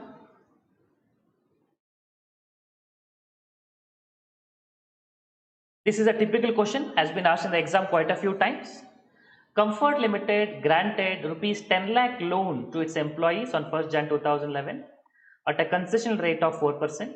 Loan is to be repaid in 5 equal installments along with interest. The market rate of interest for such loan is 10%. Following the principle of recognition measurement in financial instruments, record the entries for the year ended December 2011 for the loan transaction and also calculate the fair value of loan initially to be recognized and amortized cost for all the subsequent years. FET-OCI balance at the year end goes to retained earnings. Yes, FET-OCI also goes to retained earnings. P&L also goes to retained earnings. Whatever the surplus will be shown in retained earnings. That is other equity. Other equity. It will be shown in other equity.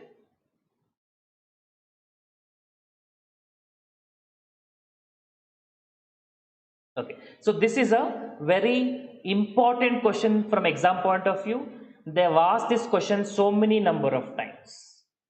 This is a situation where the transaction price is not equal to fair value, because if it is fair value, they would have given the loan at 10% per annum, but because they are giving loan only at 4% per annum, transaction is not in market terms. In such case, you have to compute fair value and market value difference. You have to treat it in some way, and here because it is related to the employees, we will treat it like a staff advance or a staff employee benefit advance, and we amortize over a period of number of years. Then this fair value, how do we compute? Present value of future cash flows. What are cash flows? The amount which you collect from the employees. How do you get that? 10 lakh over 5 installments plus interest. Let's calculate that. So 10 lakh by 5 installments, 2 lakh plus 4% on 10 lakh means 40,000, 2 lakh 40,000. Next, 2 lakh is repaid. So balance how much will come? On 8 lakh 4%, 32,000 plus 2 lakh, 2 lakh 32, like the 2 lakh 24, like the 2 lakh 16, 2 lakh 8. Discounted at 10%, present value you get. But amount of loan is 10 lakh. So 10 lakh minus 8 lakh 54, you treat it as a staff advance or a prepaid staff expense, will be amortized later. This is the initial entry. Please take a screenshot. I'll share the solution also so that you don't spend time in writing it down. We can discuss further.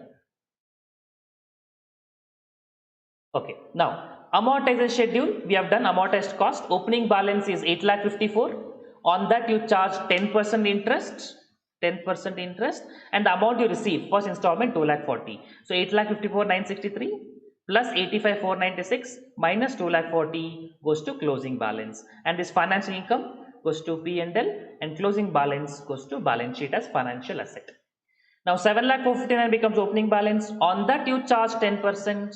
Minus 2 lakh 32 next installment, you keep on do. Last 5th year it is 0, and balancing figure you compute as finance income for the purpose of tallying it clearly.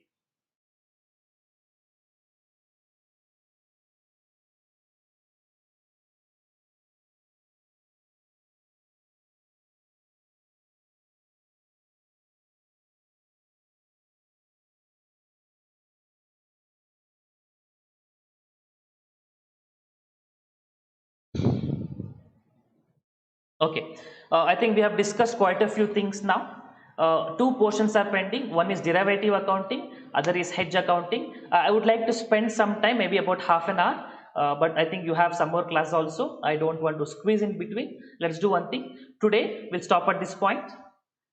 We have to do financial instruments relating to the hedging, and hedge accounting, of course, and derecognition. So these two parts we'll take it up tomorrow. But if you have any other question for today's session, please ask. Here amortized cost as intentions to collect and contractual cash flow test. Yes, it is amortized cost because intention is to receive the money by whatever the loan you have given to them. Not, you are not going to sell this loan to anybody else. So in general, lending arrangements are amortized cost.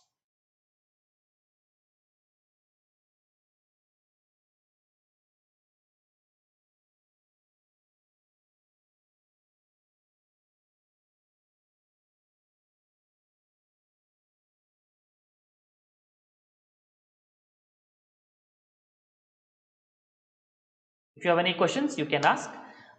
Tomorrow, our target will be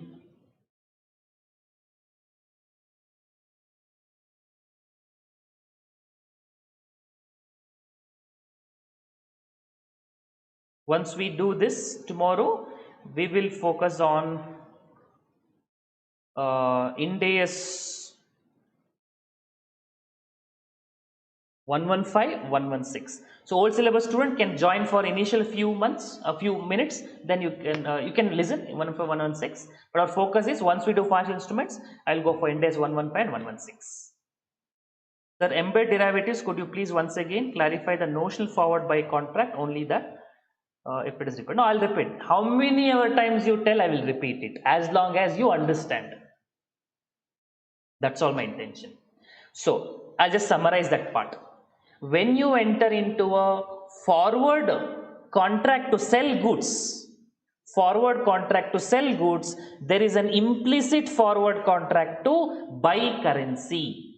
When there is a forward contract to sell goods, there is an implicit forward contract to buy currency. Goods sold, currencies are purchased. Now, when you account for the sales, it will happen at original sales forward rate existing on the agreement date. Subsequently, any changes in the forward rate, you are not going to affect sales, you will affect only the forward contract to buy what you had, the fair value change in derivatives. That is what I would like to point it out.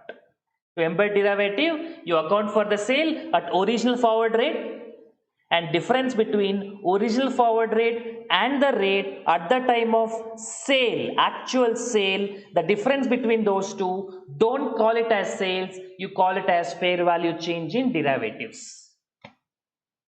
When there is a forward sale contract for goods, there is implicit forward buy contract on currency. This is not hedging. This is implicit forward buy contract. Similarly, if you have a contract of forward contract to buy goods, there is an implicit contract to sell goods.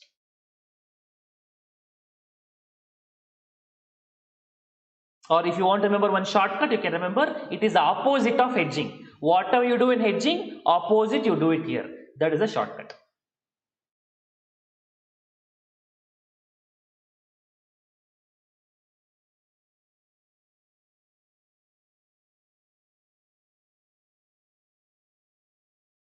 Yes, you got 25. That is what happens, but I told you. This is not hedging. And one more point, if I have to tell you regarding the hedging, what do you do in hedging? Hedging means there is a risk which is created and risk you avoid it. That is hedging. There is a risk and you minimize risk. To minimize risk, you go for hedging. But what is that risk is created? We are accounting for that. The purpose for which hedging is done, no. The reason for which hedging is done, risk is created. That risk accounting is what we are doing in embedded derivative. Why will we go for sale in hedging? There has to be a buy, right? That buying, we are giving the effect.